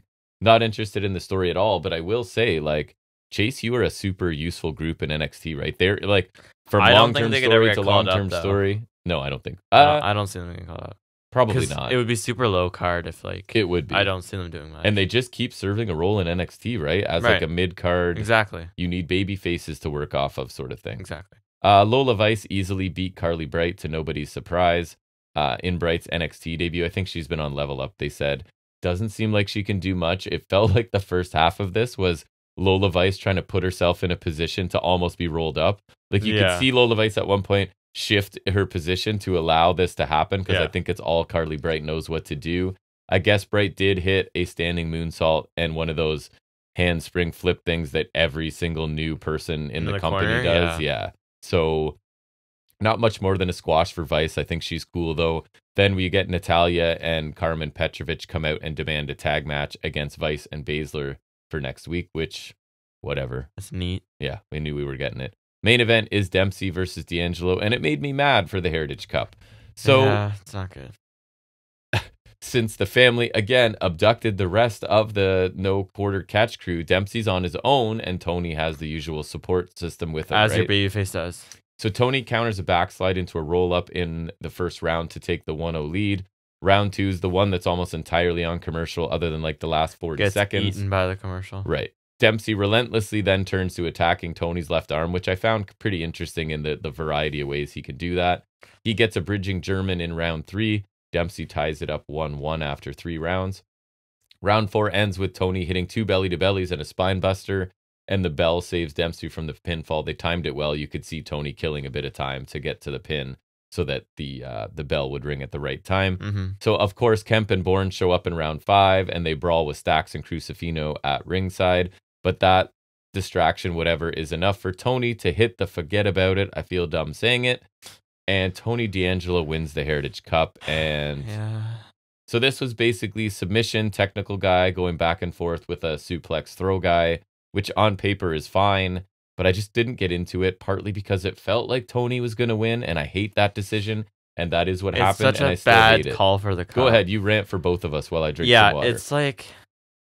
he just spits in the face of everything that cup is. I think so too, and we've been watching it since UK, so maybe that's different from everybody else. But I was saying to you, I don't even need it to be a British guy. I just need it to be someone who's a legitimate character and who can actually go in the ring. I think Tony's not horrible in the ring, but I still don't think even stylistically he fits the cup. And stylistically, and for sure character-wise, this is nothing about him fits the cup. You're the wrestler's wrestler. You're a technician. You're whatever. Not you can go multiple rounds. I'm a mob boss who's a suplex guy. I'm gonna kill you, which is fine. But yeah, and now I fear like the Heritage Cup is on a path that I'm not gonna like, and I don't know when it's gonna come back. Yeah, right. That's the problem. I feel like the cup's like fallen a little since Dar lost it. I mean, I thought Dempsey's like a good choice to get it, so I don't care about that. But I feel like.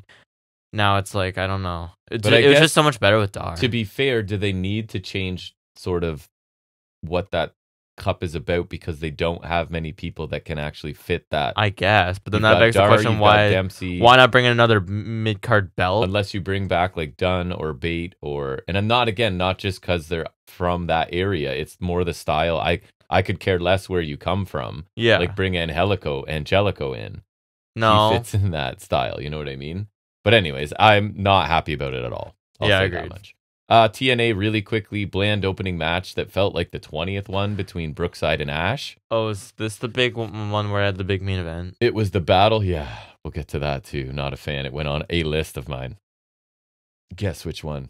The good one. So this match, do you remember the stakes for this match, Jack? It was huge. The jewelry. For the bejeweled knucks of Ash by Elegance. So obviously Concierge, forget his name, don't care. Distraction. We get the Ash Swanton for the win after 4 minutes.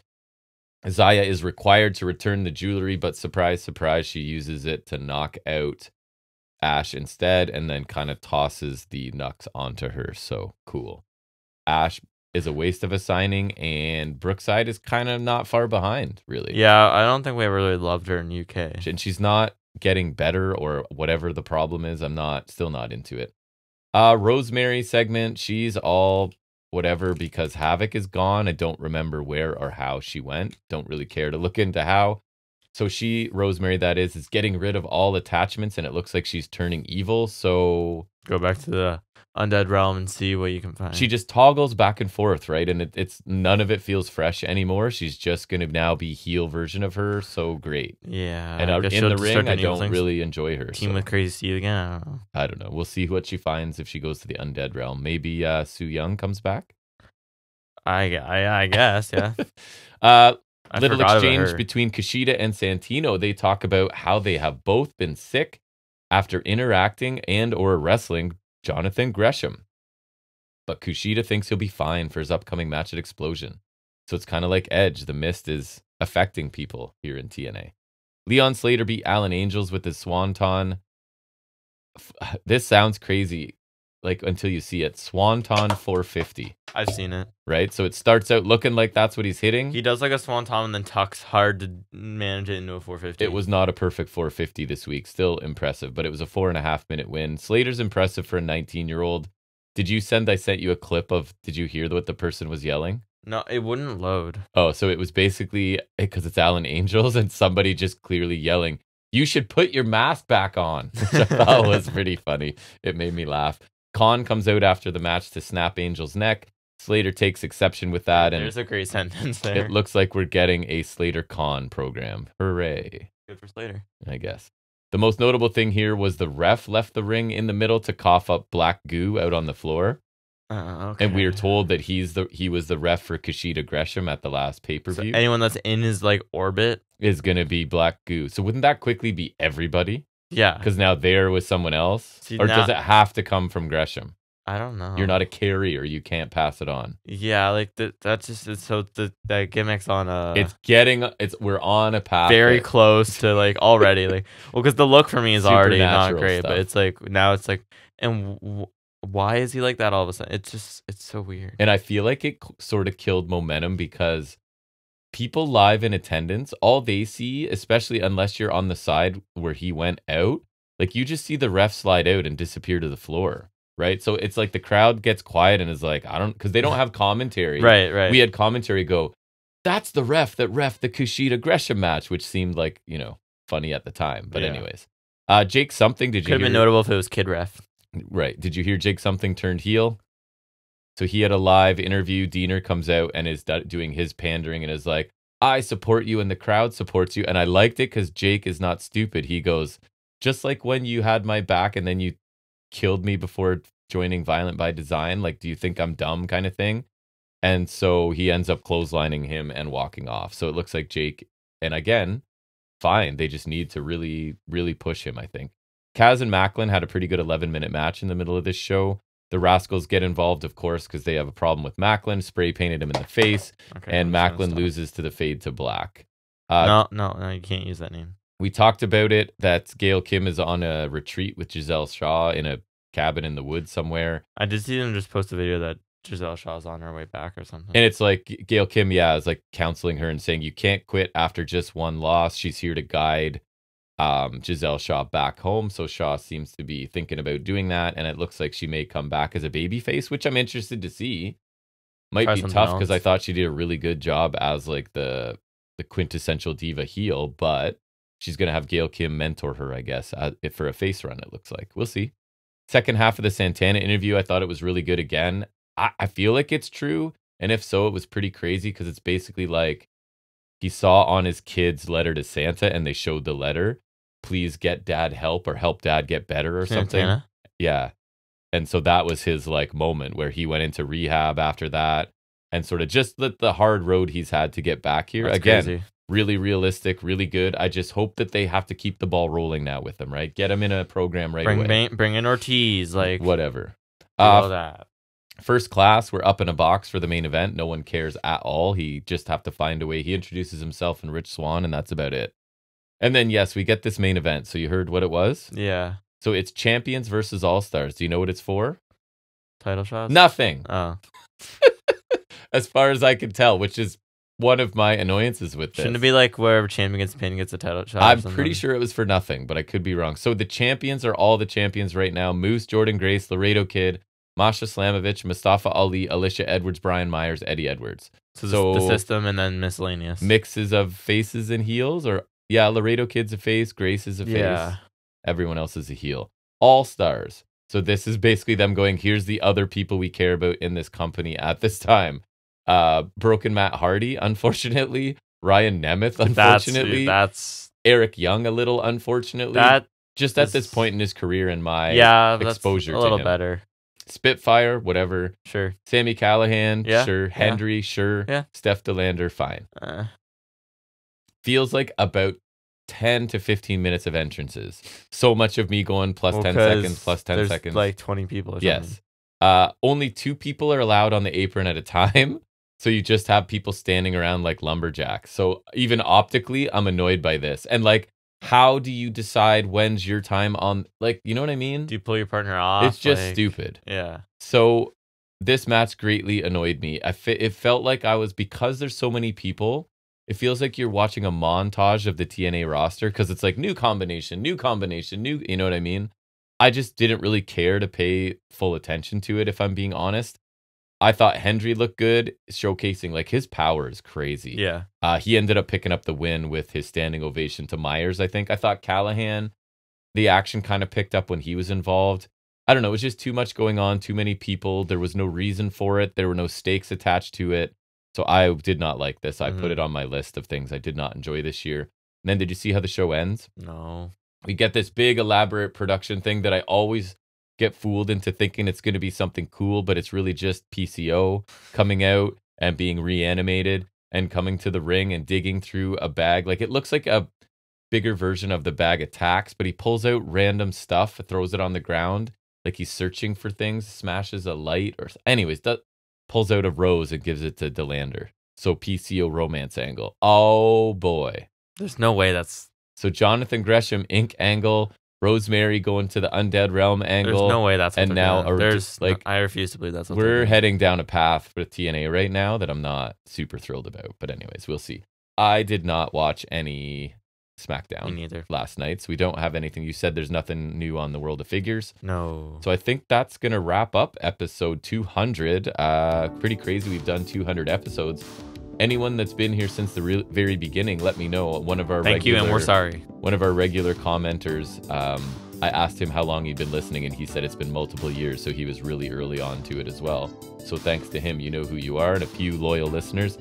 So if anyone wants to contact us, let us know when you started listening and how you found us, because we do nothing to promote it. So if you listen to us, not the bare minimum, you must be like me and you go into and you search wrestling in a podcast and thing. It's just like, oh, there's this one. And see what comes up. But thanks for any time you've listened to us. We really do appreciate it.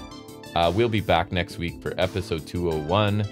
Don't think there's anything to discuss before that. I don't think so. I think we'll tell nothing's coming up. I think that'll be either next week or the week after. Nice. Preview that. I don't know. So we'll review that when we get to it. But we'll be back for 201 for the regular stuff. And until then, everybody, take care.